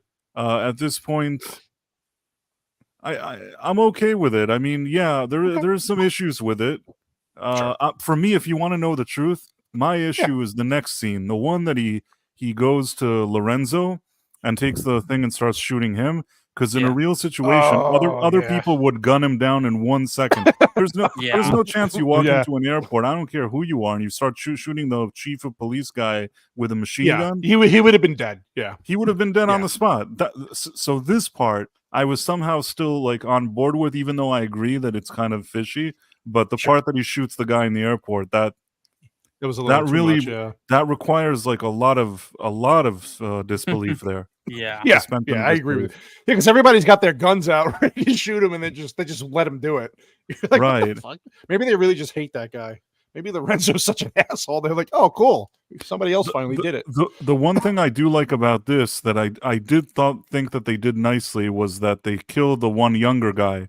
That he goes, I'm sorry that I couldn't be there with you, and he's like, I'm sorry too. And then like they slice his throat. That's kind of cool. That's kind of badass. It was a good scene. It was very methodical. I liked it because, well, this is where we were talking about. This is the where they kind of twist things, where they're talking about Granada, and then he's like, "Yeah, I really wish I was there with you guys," and he's like, "Yeah, me too," and that we wouldn't have to do this, and he slits his throat. See, there you go. So obviously, the Colonel, who's the main bad guy, this is hit because they even say at the beginning this Major trained that Colonel when he was younger. Right. So like, you're like, okay, duh. But again, you saw this coming a mile away when you're an adult seeing this. But it's a nice reveal. It's a nice way to reveal that he's the bad guy. Killing the young guy, I thought that was good. Yeah, not bad at all. And this is where he falls down. Yeah, so this is where the news guy is on the plane. He gets his crew back home to put the information up. Now, of course, he's saying all this on live TV with the airport still very full, and he's playing a recording that he picked up and recorded off the receiver that he had. And of course, here's the scene you were talking about, Price or Reason. There you go. Right. Because he's fighting with him. He's trying to say, no, the Major's part of this. And there you go. I mean, you can't, but this is where that's why Dennis Franz is like that, because he shot the fucking blanks right up on his face, basically. Like everybody's got this guy behind him's got his gun out, and everybody else around him has all their guns ready to go, and they just let him unload a whole magazine of fucking blanks on the guy. Yeah, like, for me, this is much more than the snow and the cartridges and everything you were saying. This is like I agree. On a different level. Yeah. Well, the whole movie really, like, people are just wandering into wherever they want to go. And, yeah. This is a lot happening. But these police officers are going to get this guy in here who looks like he's homeless and covered in blood, pointing a rifle at. Yeah. So of course everybody in the airport's panicking because of the report, and they're like, "Oh, this asshole!" And blah, blah, blah. So they got to create more drama. And then she doesn't even know what's going on, right? She sees him on the TV but doesn't hear it. And then she puts the headphones on for like 2 seconds and hears these words here. Got a stethoscope going on here. She's like, "Oh!" And this is that, like Price of Reason was saying with the old lady's taser. This is that where it comes back now, where she's like, "I have to stop this again. I have to teach this guy a lesson." Yeah, which killed me. It's like that made more sense than the gun in the airport that he's shooting the guy with the taser. At least they set it up. It was a weird setup. It came out of left field and it was kind of weird, but at the end she needed it and they set it up, so it's not the worst. Yeah, at least they brought it full circle. I mean, they used it again. Look at this fucking airport. What a mess. Can you imagine having to deal with this shit? Just let them get run over. Fuck them. Who cares? So she opens the door and electrocutes the guy. Amen to that. Look at her eyes there. She's got that sick. That's kind of how I see Vex electrocuting somebody. Yeah. I can see that, right? Well, at least he's in the crapper, so if he went on himself, it's yeah. But they left him in there, didn't they, for a while? Yeah, nobody really helped him because he's kind of. How a piece long of were shit. they on the flight? They're just gonna leave the. It's the longest flight ever. Yeah, it's the longest flight ever. Yeah, this is the 747. The bag. That's a big fucking plane. Jesus Christ, that thing is huge. Yeah, so this is a lot of just setup here. Hey, Major, hey, I'm happy to help you. Blah blah blah. Get on the plane. We're gonna go on a nice vacation. Blah blah blah. You're right, Jay. This kind of does abruptly, like for a long movie, it kind of does. The ending really is abrupt. Where the first one took its time. Yeah. It was a good setup, and this one and the third one had really weird endings where they happened really fast. Where the first one, like they're all happy. Look, they're getting away on a big plane. It's edging towards like the finale, right? It's edging, all right. You're anticipating, and you're just. They play it out really well. These two movies, they just like it's your typical 80s, 90s action movie where they just kind of rush through the plot and get to the. It seems like at this point they wanted to make sequels and make money, as opposed to the first one. They weren't thinking that they were going to make a prototype. That now there's going to be a million movies like it, and they need to make more movies like it. I think with the first one, they're just like, let's make this movie. Then it became a thing. Like every movie wants to be Die Hard. Yeah. Mm-hmm. Yeah, you're 100% accurate. Because you don't know when you're making the first one that eventually becomes a true. You don't know if it's going to succeed. You know if people are going to like it. It was just happened to be so good that of course they were going to make a sequel, right? People were hyped for the sequel, and it made more money. The number 2 made more money than number 1, and number 3 made more money than number 2 and 1. 2. Yep, you're right. It's wild. All right, this is where they get the news reporter to take the helicopter to the plane. So, and this, I don't know if this is in the trivia, but I'll just throw it out. They used a stuntman, and he did this on one take because he didn't want to do it ever again. He was so scared to do this that he's like, one take, and he actually nailed it on the first try. So, there you go. I probably wouldn't want to jump on the wing of a plane. The plane was actually moving. It was a real plane being moved, not at super high speeds, but I don't care if you have a moving helicopter and a moving plane. You don't want in the cold. You probably don't want to jump on it multiple times. Yeah, so. It's still kind of cool that they did it as a practical effect. I mean, today they use too much CGI. Oh, absolutely, 100%. Yeah, so he puts his coat on the wing, so it can't in the mechanism, so it can't can't close, and they can't take off. So of course, here we go. Now, I doubt that you could actually fight people on the wing of a plane. I guess that depending on how fast it's probably not. There's a lot of things happening here. This guy's got a gun. So what I don't understand is he's behind him with the machine gun. Then the major's coming out. Why not just shoot him before the major gets to him? But whatever. Movies. So you get this funny little action scene where he kicks the major off into the engine. Now, again, I'm not a mechanic I'm pretty sure that if the guy full body went through the engine out the back, the plane would that engine would be a little faulty afterwards. If birds can do it, I bet you a rather large man with a gun can do it. Well, remember in Raiders of the Lost Ark when they were fighting the big German guy? Cut off. Yeah. Yeah, his upper body got caught in the propeller, and it just kind of threw the whole engine and everything kind of started. Right. Not here. Breaking down. Not here. No. Not here. No. The guy's bones. Nothing would stop the fucking engine. Nothing. So technology. Hey, Mr. Felton, I'll get you. Yeah. And then Something. he has sorry, go ahead. No, I'm saying something just occurred to me. The first movie had a good screenplay and a good director. The second movie had a mediocre screenplay and a mediocre director. The third movie had a good director, but just a pretty okay screenplay. It was okay screenplay, yeah. Better than this one, maybe, but somehow it made it work. I think because the director was better. He's a good action film director, so I think he just knew the pacing was quick in the third movie. It was a lot of just here, go here. It was it's one of those things where everything's moving so fast from step because of these riddles and whatever trials they're trying to do that you do kind of not forget about the plot holes. You just kind of okay, you forget about it because you're having so much fun on the ride. Right, between Bruce Willis and Samuel L. Jackson, which is always nice to see on screen together, and the fact that you could tell he was a steadier hand at directing, and the screenplay was at least a little better than this airplane. Yeah. So somehow the third one, I guess, comes out more quality than the second one, but really only the first one had the good directing and the good screenplay. Had both. Yeah, you're right. Lightning 100%. In a bottle. It just was everything was right perfect. About it. Yeah. You're perfect villain. You had an up and coming action star, right? You had everything just worked. So yeah, I agree. Well, in Die Hard 3, it was I think they were trying to, jump on that bandwagon that a lot of those movies that were coming. Are you going to say jump on a gangbang? Is that what you were about to say? Well, you could say that too. But I mean, there was a lot of I think there were 7 came out roughly around that time. You had you had all those kind of movies coming out, not necessarily at 95, but there was a lot of that, like Pulp Fiction, a lot of Reservoir Dogs, a lot of that suspense stuff that was coming out. And I think that's where they were trying to go with Die Hard 3, try to fit in with what people were going to. I think it worked. I mean, it was again, it's my second favorite out of the whole thing. So. And then they tried to make a fourth one, which no. But you know what? You can say whatever you want about the fourth one, but the fifth one, that's embarrassing. Oh, it's so bad. I didn't even watch it.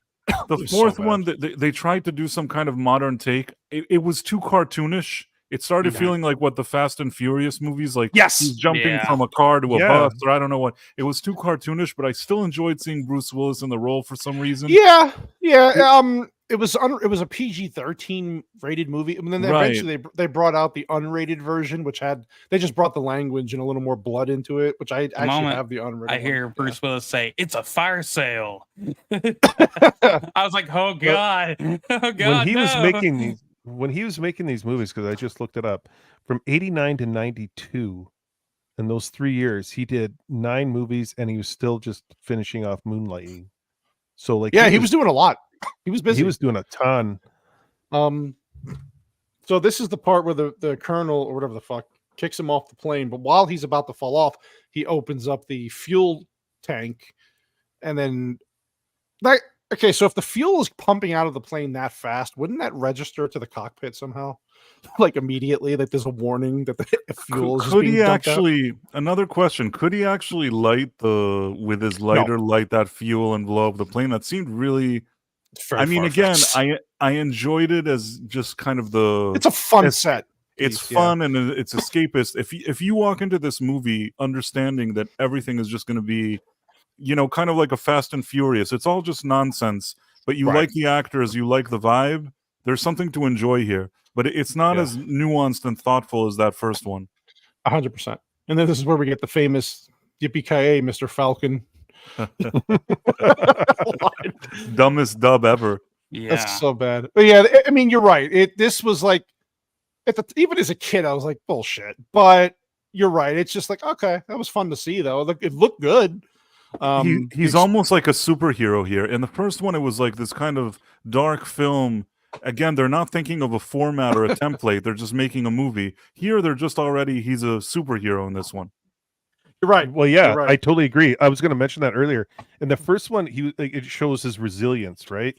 Like he's going through all these little battles here and there, broken glass, everything. In the first one, like he's just because his wife is there. This one, yeah, you're right. He's like a superhero. I don't know how many fights he was in, how many times he got shot at. Like he would have so many broken bones and beaten down after the first 2 fights.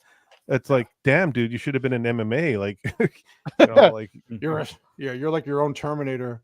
But so he blows up the plane, and he's like, oh yeah, now they can use this as a landing light. Well, my thing too is like with the other tower with the church stuff being turned off now, wouldn't the main tower be able to? Or they just cut their lines of communication off completely? They cut their lines with the chainsaw and with the axe. Oh, right. In the beginning there. That's right.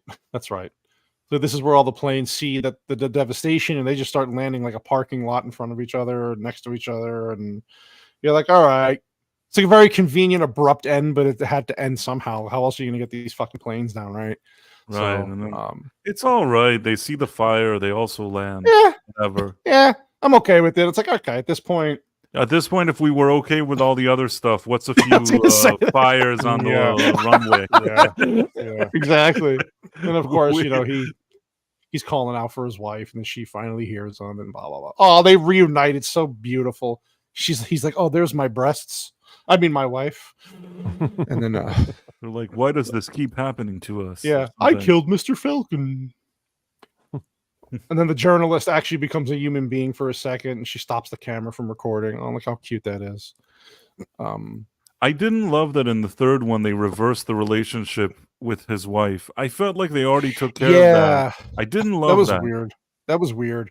I know from what I remember, she couldn't or didn't want to be in the movie anymore, so they had it but they could have still had them together, I guess. But I guess people like the idea of them being separated because he's kind of like a down and out character, and then it has to redeem it. It's like I would have been okay with them being together though, because you're right, that was all about the first movie. I didn't love that the third one started and then he's a bum. You know what I mean? Really. I know they made him an underdog. Maybe after seeing him as almost the superhero here, they kind of brought him back to the to Earth with the third one, and maybe that was the only creative choice. They had to make people take that movie a little more seriously. Mm-hmm. But I personally didn't need him to go full drunk bum.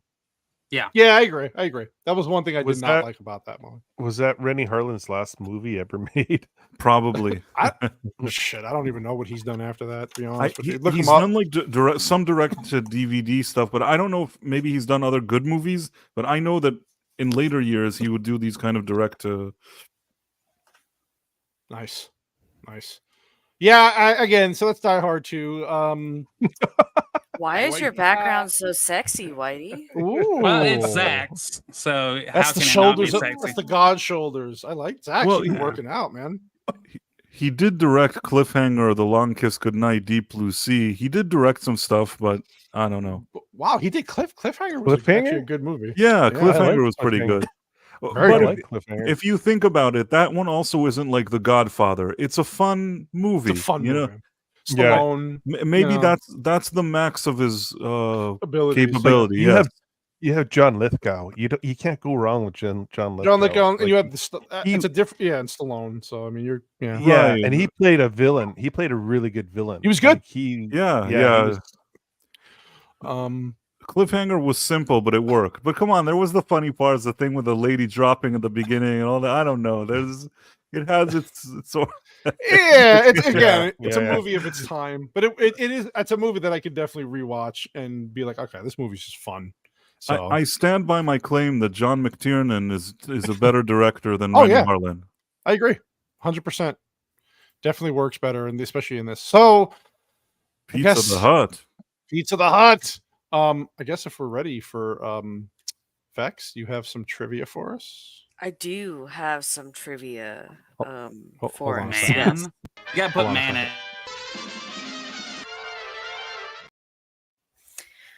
in. Okay, so we're gonna help you. Let's go. Worldwide box office was just over $240 million. This came out on July 6th, 1990. It debuted at number 1.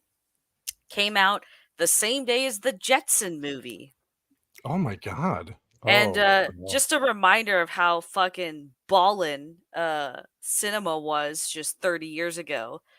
The day this came out, it was also competing with Days of Thunder, Dick Tracy, Total Recall, Pretty Woman, RoboCop 2, Ghost Dad, Back to the Future 3, and Gremlins 2. What happened to cinema? Wow! Oh my god! Wow! I would. That's like a weekend where you need to live in the theater to go see all these movies. Like in RoboCop. That's the drive-in back then. RoboCop 2 was a lot of hype. Back to the Future, like these are major. Well, even though RoboCop 2 is it's still it's okay, but yeah. Wow, that's a big At least it has Peter Weller in it, but that whole plot with the little kid that's the villain. Stupid. It was stupid. Yeah. After Clarence Bodiger and Dick Jones, that little shrimp was not really threatening. And then the third movie was play the video game, which is actually RoboCop, the real RoboCop 3. Let's just put it there. It's a much better story. Yeah, that dude was splooging all over the place for RoboCop. God. Man. Yeah. All over the fucking place. I had to clean up my house 15 times playing that game. No edging there. My hands were chafed. Clean up on Al Guido. Mr. Phil. Oh, sorry, Vex. God. No, you're good. You're good. I have no casting trivia, but I do have some other trivia for this movie. Please do. So in the first Die Hard, John McClane only had a few scripted one-liners. However, Bruce Willis ad-libbed many one-liners and audiences liked them, so much so that in this sequel, more gags were added, and Willis was told he could ad-lib as much as he saw fit. Yeah, I could see that. Okay. According to John... Oh, God, here we go. Legumes? I'm just going to go Legumes. In his autobiography, his role was intended to be much larger until the filmmakers realized how short he was. His part was cut down to one line, which was dubbed by someone else. However, he got his way years later in Executive Decision in 1996, which was another picture produced by Joel Silver. And often described as Die Hard on a Plane. Yeah, that movie wasn't bad. Executive Decision was okay. All right. I liked it. Remind me, Executive Decision, was that Steven Seagal, Kurt Russell, something? What am I? Yes. Yeah, you got it. Yeah. 5 minutes. They're in it for 5 minutes. He's in it for 5 minutes, Seagal, and he's I remember now. I feel like I've seen that movie once and never thought about it again. The fact that I even knew who was in it, that's like a miracle. But go on. Sorry, Vex. Go on. Didn't mean to interrupt. That's a funny callback. That's all. Unfortunately, CLS, yes, I have watched it one time and never again. Oh, God, that was awful. Terrible. The subplot involved in Wait, Vex, breathe. The subplot involving Esperanza being turned over to the U.S. government is a reference to the real life Panamanian general Manuel Noriega? Wait a minute. Noriega. Was this the name you were trying to say before? John Leguizamo? John Leguizamo. Yeah. Wait, what did you say? Leg wound. Leguizamo. I love it. All right, sorry, go ahead. Who was overthrown for brutality and drug Legume. She said legume. I have a video of how to grow those. Oh, God. I was like, who the hell is John Legume? I was just like sitting here going, I'll just roll with it. Oh God, Vex is my favorite. I swear. Go ahead, Vex. Who was overthrown for brutality and drug trafficking in Panama in the 1980s. Wait, what was the one last week? There was one word you couldn't say last Commodus. week. Commodus. We were doing Gladiator, and she said it was supposed to be common. She goes, Commodus? John Legumes and Commodus. I fucking love her so much. Commodus. No one said anything. That's the thing. No one said anything. We just rolled with it. I was like, oh, yeah, I knew what she meant. I knew what she meant. Fucking whitey. Commodus. Oh God, my stomach hurts. All right, go ahead. I'm sorry. I'm literally dying here. And then Manuel Noriega. Oh God. Okay. Everybody, calm down now. According to Rennie Harlan in the DVD commentary, the shooting was originally going to take place in Washington State around the winter time, but when the crew got there, it was uncharacteristically warm. This prompted the crew to travel throughout the Northwest and back in search of snow, which seemed to melt whenever they arrived. Most of the snow was either trucked in from Canada or was made up of an assortment of look-alike snow, i.e. paper flakes, potato flakes, marble dust, rock salt, etc. However, when the crew was in Pardon? It came from Winnipeg. Actually? No shit. Really? A lot of nice. a lot of movies that wanted winter scenes. Like I believe that church scene might have been, I want to say, was shot in Winnipeg because we have a church like that, and okay. During the winter, they also used it for a Molly Ringwald movie. That church, but yeah, there is a lot of snow that's transferred over to the States. From I can see that like that through here in Winnipeg. But interesting. What a great history of Winnipeg snow. Yeah, that's what Winnipeg's known for: snow and bad hockey. Not anymore. Like that's true. That's true. We have no snow right now. Still, really? Yeah, everything's upset. Yeah. Parts of the country, even here, like the Midwest, is like fucking in the 60s and shit. It's like it's weird. Yeah. I've got snow though, but I'm right by the Great Lakes, so that's probably. Oh yeah. Die Hard 2 is loosely based off the novel. Oh my novel. 58 minutes by Walter Wager. I just however you want. You gotta say Wager. No. Go with Wager. You know that novel. Novel. John Lezoom wrote it. War and Peace. That novel. Yeah. Maybe Commodus wrote that. This is the only movie of the Die Hard anthology where John McClane is an LAPD officer. In all the other movies, he's an NYPD officer. Yep. Yeah. Liev Schreiber can be seen as an extra in the background when McClane meets Colonel Stewart for the first time at the airport. He's got long hair on him. Interesting. Really? Liev Schreiber is in there? Yeah, Liev Schreiber. Totally missed him, yeah. Yeah, I guess I didn't really notice that. Wow. Yeah. Bruce Willis was paid $7.5 million for this film. That's a lot of money back then, especially. He was only paid like a couple $100,000 for the first one, right? Well, what? The first one turned him into an international star. No. He was like the highest paid actor at the time. Yeah, wait, you're talking about in the first movie? The first one. Yeah. No. Wait. No. Okay. I think I can consolidate everything that's going on. I think his agents negotiated a really good fee for that Die Hard movie, the first one. But then what happened was that people only knew him for moonlighting.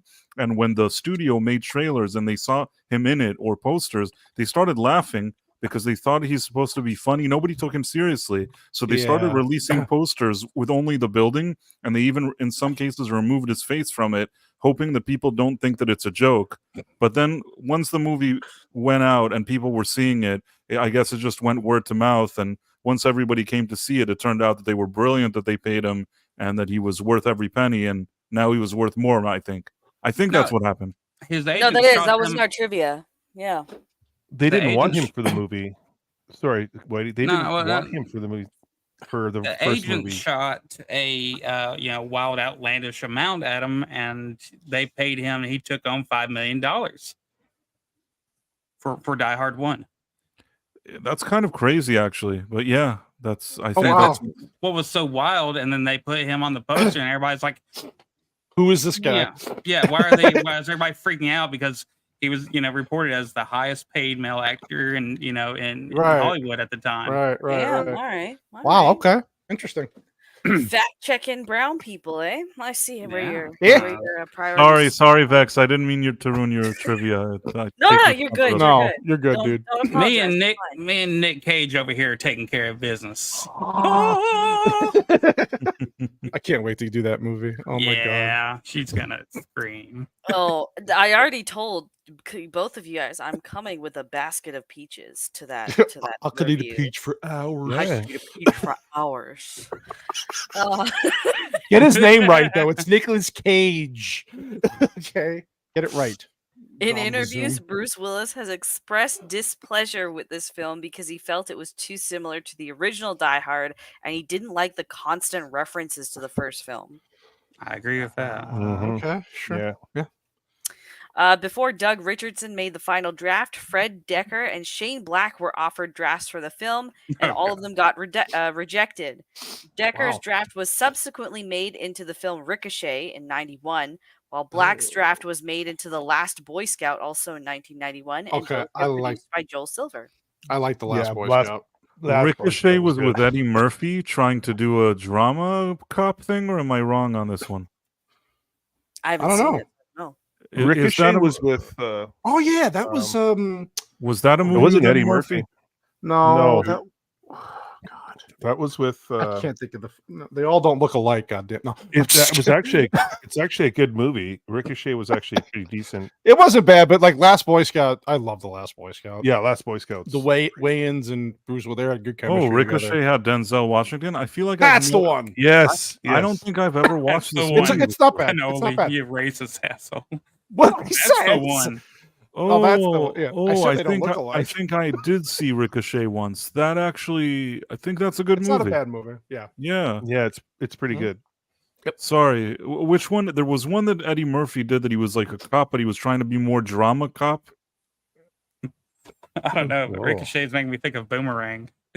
The only two I can think of is like Beverly Hills Cop or Showtime. He did Showtime where he was a cop, I think, in that one. Oh, that was wasn't he a cop in The Golden Child? Wasn't he a cop in there too? Yeah. No? Yep. Yeah. He made a lot of garbage in the 80s. Metro. That's the one. Metro. Yeah. Ricochet. Okay. Ouch. Metro. Yeah, that wasn't a very good movie from what I remember. No, it was not. Yeah, the part 2 that they made was even worse. Sexual. Regarding Last Boy Scout, I've always sort of had mixed feelings about that one. I feel like it's a good movie, but there's something about it that doesn't make me love it. I mean, it's not a perfect movie. It's just to me, it's the epitome of a fun action movie, buddy comedy. Does it have a young Halle Berry in it? Yes. That's probably one of the things that I did like about that movie. She's not in it long, though. She's not in it very long. Well, whenever she is there, I must have liked her. I get it. The Last Boy Scout. Oh yeah, that's I get it. Yeah, it's a good movie. The beginning was great. Yeah. All right, Vex. Sorry, Vex. Keep Sorry, Vex. My bad. No, please. I'm talking about Henry Cavill I see that. She's ready to go after CLS here.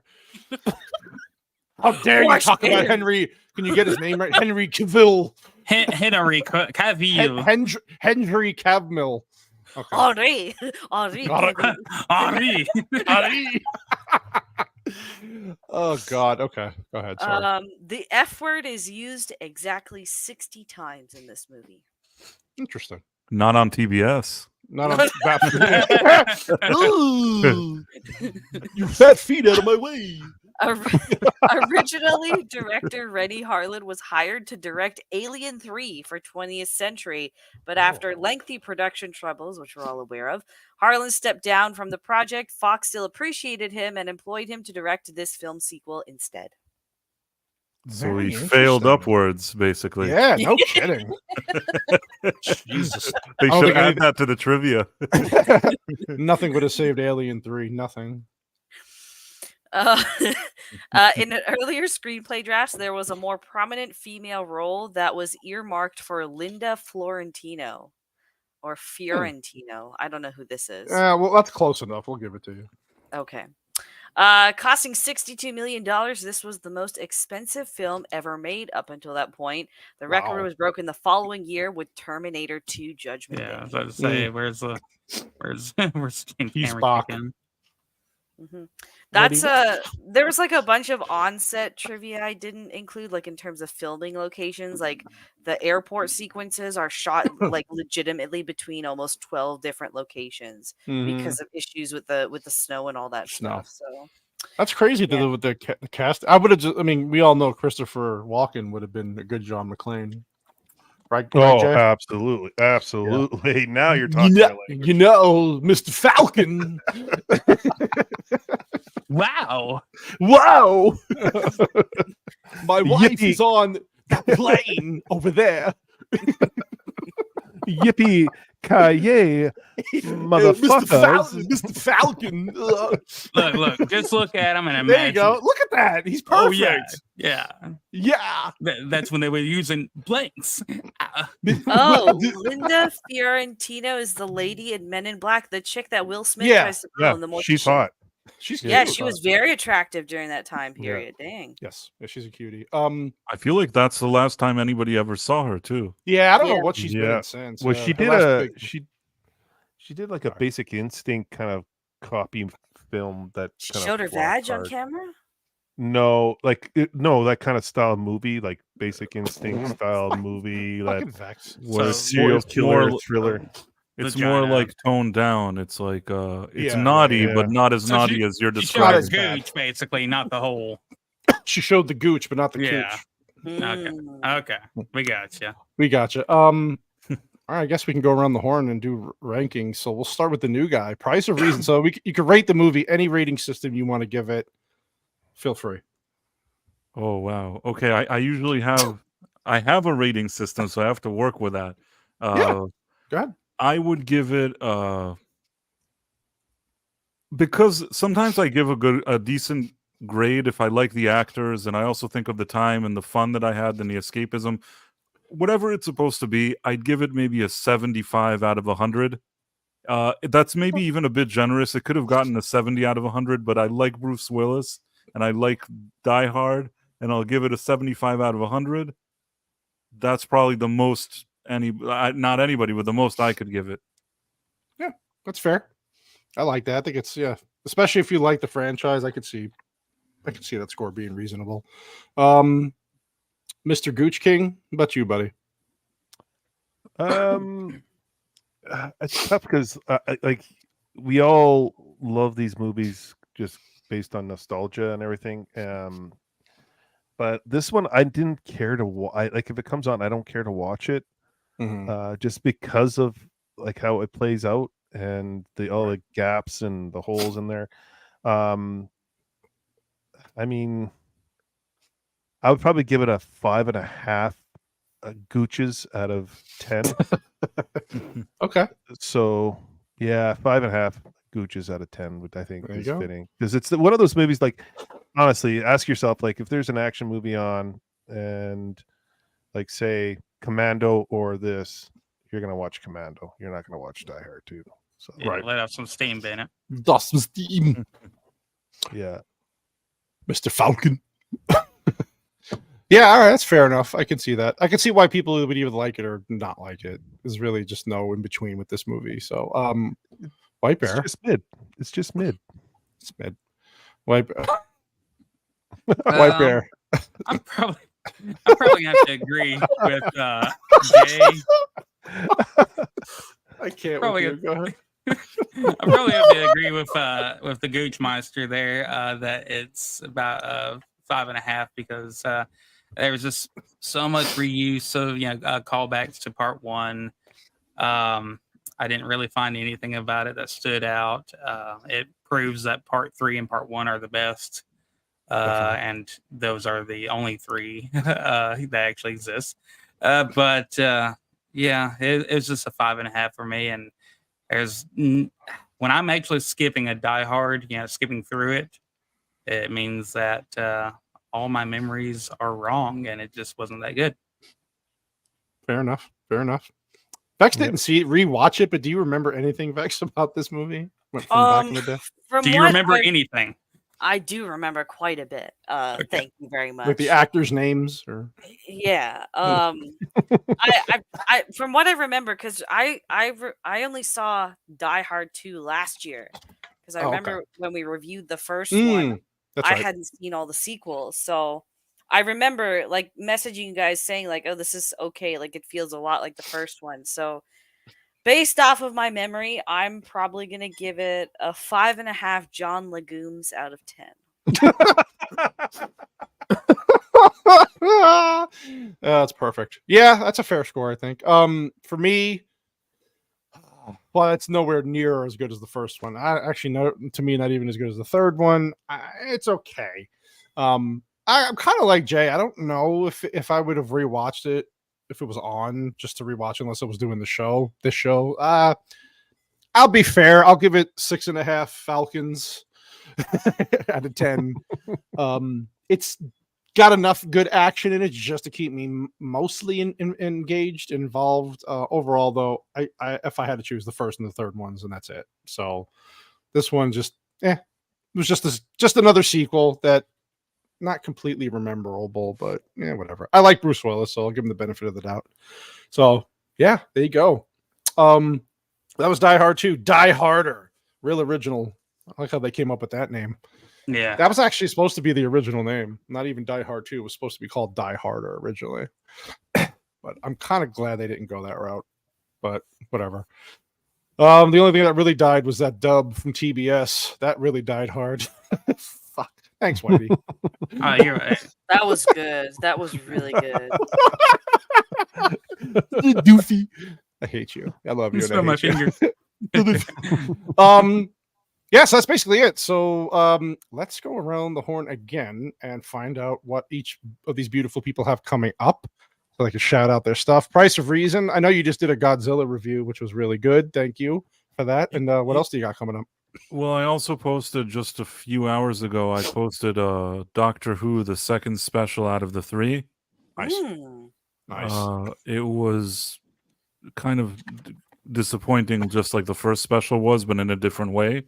But I think that the review is pretty good. The first review got some people very upset.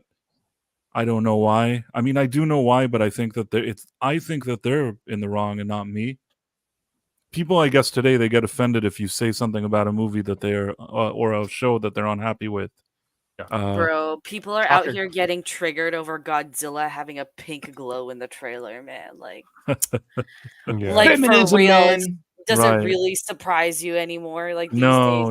days? No, but I think I told you, and I think I talked to you the other day, that one thing happened to me with that review that has never happened to me. Somebody that was sort of a contact of mine that I thought was cool with, he recorded a voicemail. Like, you know, on Twitter you have a voice note? Yeah. He recorded a voice note of himself cursing me out, like, extensively, and sent it to me.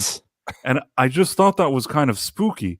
What the fuck? Wait, really? Yes. I got like a curse voice note that I'm being cursed at. I was really surprised. Somehow, all these years I've always gotten rotten comments, but the voice note really surprised me. That's weird. That's kind of sociopathic almost. Right, feels weird. Now you know you made it. Now you know. Yeah, I was gonna say now you really made it. What is going on? People have lost their freaking mind. Yeah, dude. People were. Did he even aside from just swearing at you? Did he just say oh fuck you for making that video, or is it just him just fucking cursing you out?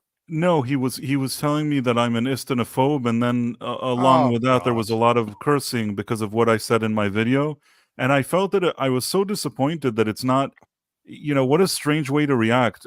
You could have a conversation with me, and I would gladly explain why I thought certain things. Sure. And I also think that what I said there was very reasonable, but to just start cursing somebody out in a voice note, I don't know why.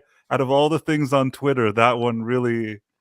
No, that would fucking rub me a little weird too, man. I don't blame you. There's something, yeah. Not. And I'll tell you why. Because I knew the guy. He had followed me for a while, and I thought he was probably like a decent, okay guy, whatever. And when I saw I had a voice note, I thought that it was sort of like something good. So I clicked on it, and he starts getting all riled up, and I'm like, oh, this is a joke.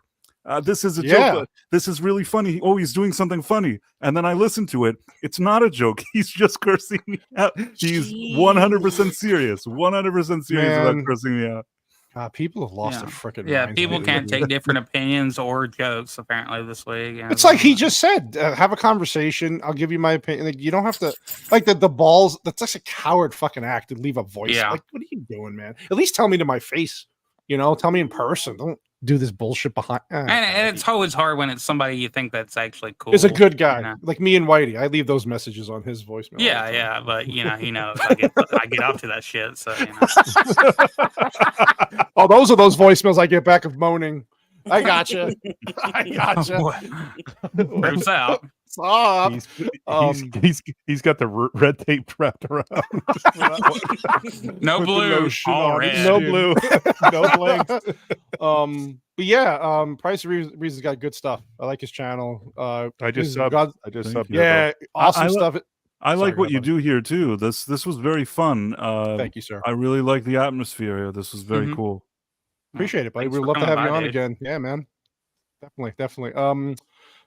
Gooch Master. Hold on. Oh, sorry. Yeah, sorry. Anything else to shout out at all? Oh, yeah. Sorry, I didn't even realize you were. My bad. Go ahead. Sorry, Price. Oh, I think that somebody else was talking. Wasn't Jay? No. You go. I didn't.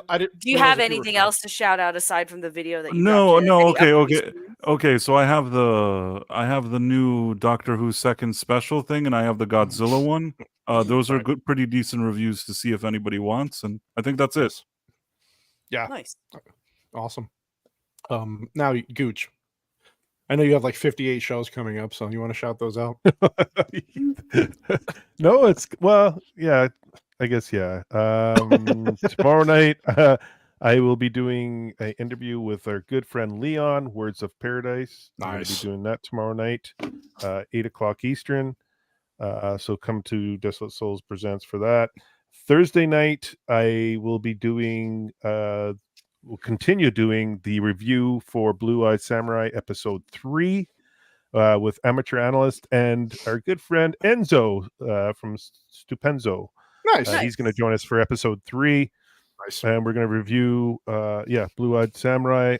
I'm desperately trying to get the creator to come on our show for that. Oh, so that would be nice. I'm going to push for that. And then Saturday, you can catch me on Saturday Night Hypnosis, as I just been added to the roster there. Nice. And I'm enjoying that, having a good time there with the crew. And next week is a busy week, and that's about it. Yeah, next week is a really busy week. So come join me at Desolate Souls Presents. It's a lot of fun. I have all these people here to come on, and we talk about things, and we have a blast. And yes, I draw Gooch pictures. Yeah, you do, and they're very lovely. Yes. Gooch and boobs. I love it. Yes. Hand in hand. White Bear. Speaking of, you released a new meme video before the show. Oh, I released something before the show. What else is new? Well, Actually, it was just a video. On White Bear 1, I actually have 14 videos coming out in the next 14 days. What? Yeah. I was a busy boy. Damn. And I know. I've been busy working on a shirt for Avex and all that. So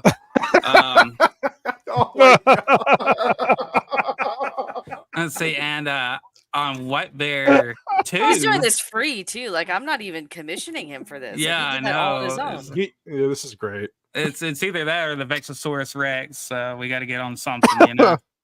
So anyway, but on White Bear 2, I had a video come out earlier, and nicely enough, two co-hosts here shouted it out. So any shout outs they can get, I appreciate it. But other than that, just be on the lookout. Waka waka. Waka. Oh, also check out Price of Reason's Indiana Jones 5. He's got stuff on there about that. So interesting. Nice. Oh, you saw my review for Indiana Jones 5? He's like, you saw my.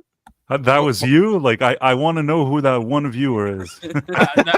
Well, now you know. Hold on. I'm looking at it right now. I was, it says 91K. I was the one.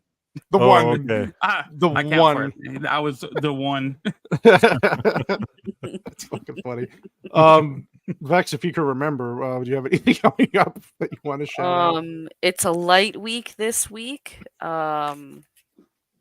I will be on B-roll on Friday. I don't know what we're reviewing. Adam hasn't shared that information, but I told him to make it either sexy or funny. So, ooh, well, that's a good combo. Yeah, that's about it. Awesome. Yeah. For good this stuff. week, at least, yeah. At least for this week. I got you. Staying out of trouble lately and all that. I wouldn't say she's staying out of trouble. Yeah, it depends on how you define trouble. Causing trouble. I'm just kidding. We Fuck you. We're just keeping our awareness up for you, Vex. Yeah, I gotta help protect you. God damn, from these people out there. Yeah. So if you want to check out all their information, it is in the description. Please subscribe to all of them. Watch their videos. Share them out. Great fucking people. All have great content. And far as for us on the Cannoli channels, really this is it for the week. We're winding down the new year, so we were going to have a Cannoli Connection show. Scheduling didn't work out, but we're rescheduling people for the new year, so we have some good guests coming on then. We'll shout those out soon. There might be a game stream. Me and Mrs. Sassy have to finish our game stream of us screaming at each other and almost getting divorced. That's probably going to happen. Are you going to play a new game? Yeah, how about you relax, buddy? Yes, I am going to play a new game. I have a few games. Play some Mario or something other than that game with those British people. They're not. They are British. Yeah, they are British people. We're almost. I want to see you and Sassy fucking speed run Halo 1 together, and you just throwing grenades because you don't know how the controls work. Oh, I don't know how. Blowing her up as a result. I keep dying. Right, you get stuck on the same fucking Pillar of Autumn mission because of it. I want to see that. I'm stuck now out of this one because the fucking game is like a big maze, and so my autism kicks in, and I just stop playing the game. But I have to get back into that. This nigga, he's got me right here. I know. I know. I'm not gonna message you about what to do in this mission on Halo. Fucking cannoli. I skipped it and went to other games, and I have to go back. I have to finish Halo. I actually like Halo. I have to finish all of them. Actually, we're gonna co-op on the. What was that one? Halo 2? Is it Halo 2 or 3? But you can do the co-op. We can do Halo 1 as well on co-op, but again, this was like Halo 5 months ago that you were talking about this. Right. Yeah, I know. It's been a while. Yeah. This is my autism, goddammit. God, relax. We'll get into it. I promise. Anyway, yeah. So next week on MMM, we are coming back. We're winding down the last two movies of the year because we are taking a 2-week break. So we're doing Willy Wonka and the Chocolate Factory, the original with Gene Wilder. That's the good one. That's a good one. Yeah. So Jay's gonna come on and sing for us during that movie. No, Jay is not. We have sing for you. I appreciate you, Price. I appreciate you. We have amateur analyst in our chocolate pulled later. Amateur analyst Lance is supposed to come back, and then Mrs. Sassy Sasquatch, actually one of her favorite movies. So we'll be back for that because of the new Wonka. What? Never mind. Nothing. Go ahead. And the Charlie Willy Wonka and the Charlie Fart. The Charlie Fart. Willy Wonka and the Chocolate Factory. Chocolate Factory. That's starring John Legume. And Commodus is the king of he's the emperor of the factory. Commodus. Yes.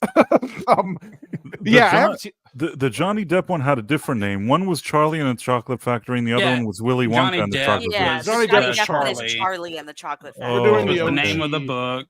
We're doing the Gene Wilder. OG. I heard the Gene Wilder. The Gene Wilder, that's the legit one. Nothing personal. I like Johnny Depp. I really like him. It just didn't fit. He was acting weird in it, and it just didn't work. After seeing Gene Wilder, I just feel like he's Willy Wonka. We don't need Michael Jackson in a Chocolate Factory. Right. A little too much Tim Burton in that movie. Tim freaking Burton. But again, I get it. I get why people don't like Willy Wonka. I'm not a big fan of music. It's okay. It's a good movie. And plus, the new Wonka movie's coming out, which Sassy is going to be doing a review on. She'll put that out on her channel and talk about that during her own. When does it come out? When does that? The 15th. No. Of this month. The 15th, next week. Next Thursday, I think. The Wednesday or Thursday is the early release of that. And then Friday's the official launch. I have to go watch that then. There you go. Probably going to be miserable, but yeah. Yeah. Oh, God. Timothy Chalamet. Ugh. But yeah, I'm not a Timothy Chalamet fan. I feel like a few people decided that he's great, but I wasn't in the conversation when they decided it. Not a good movie. Despite him being in Dune, I actually like the movie. It's because he's a fucking twink. He takes it up the ass from all of these execs, and that's why he's getting fucking cast. Oh, hot take. I don't think it's just like he's not a particularly compelling actor on screen from what I've seen him in. I still haven't seen Dune, so maybe that will change my mind. He's not particularly attractive or dreamy, so he's missing that like star power look to him. I just don't understand the appeal. He looks emasculated. Well, today that's what they like to push. They like a guy that kind of looks like, If I recall, for Dune, that he does fit the character from the book, though. Like, gotcha. To a T. I don't know. He was passable in that movie, but really, Oscar Isaac, I thought was, gave a much better performance there. Oh yeah.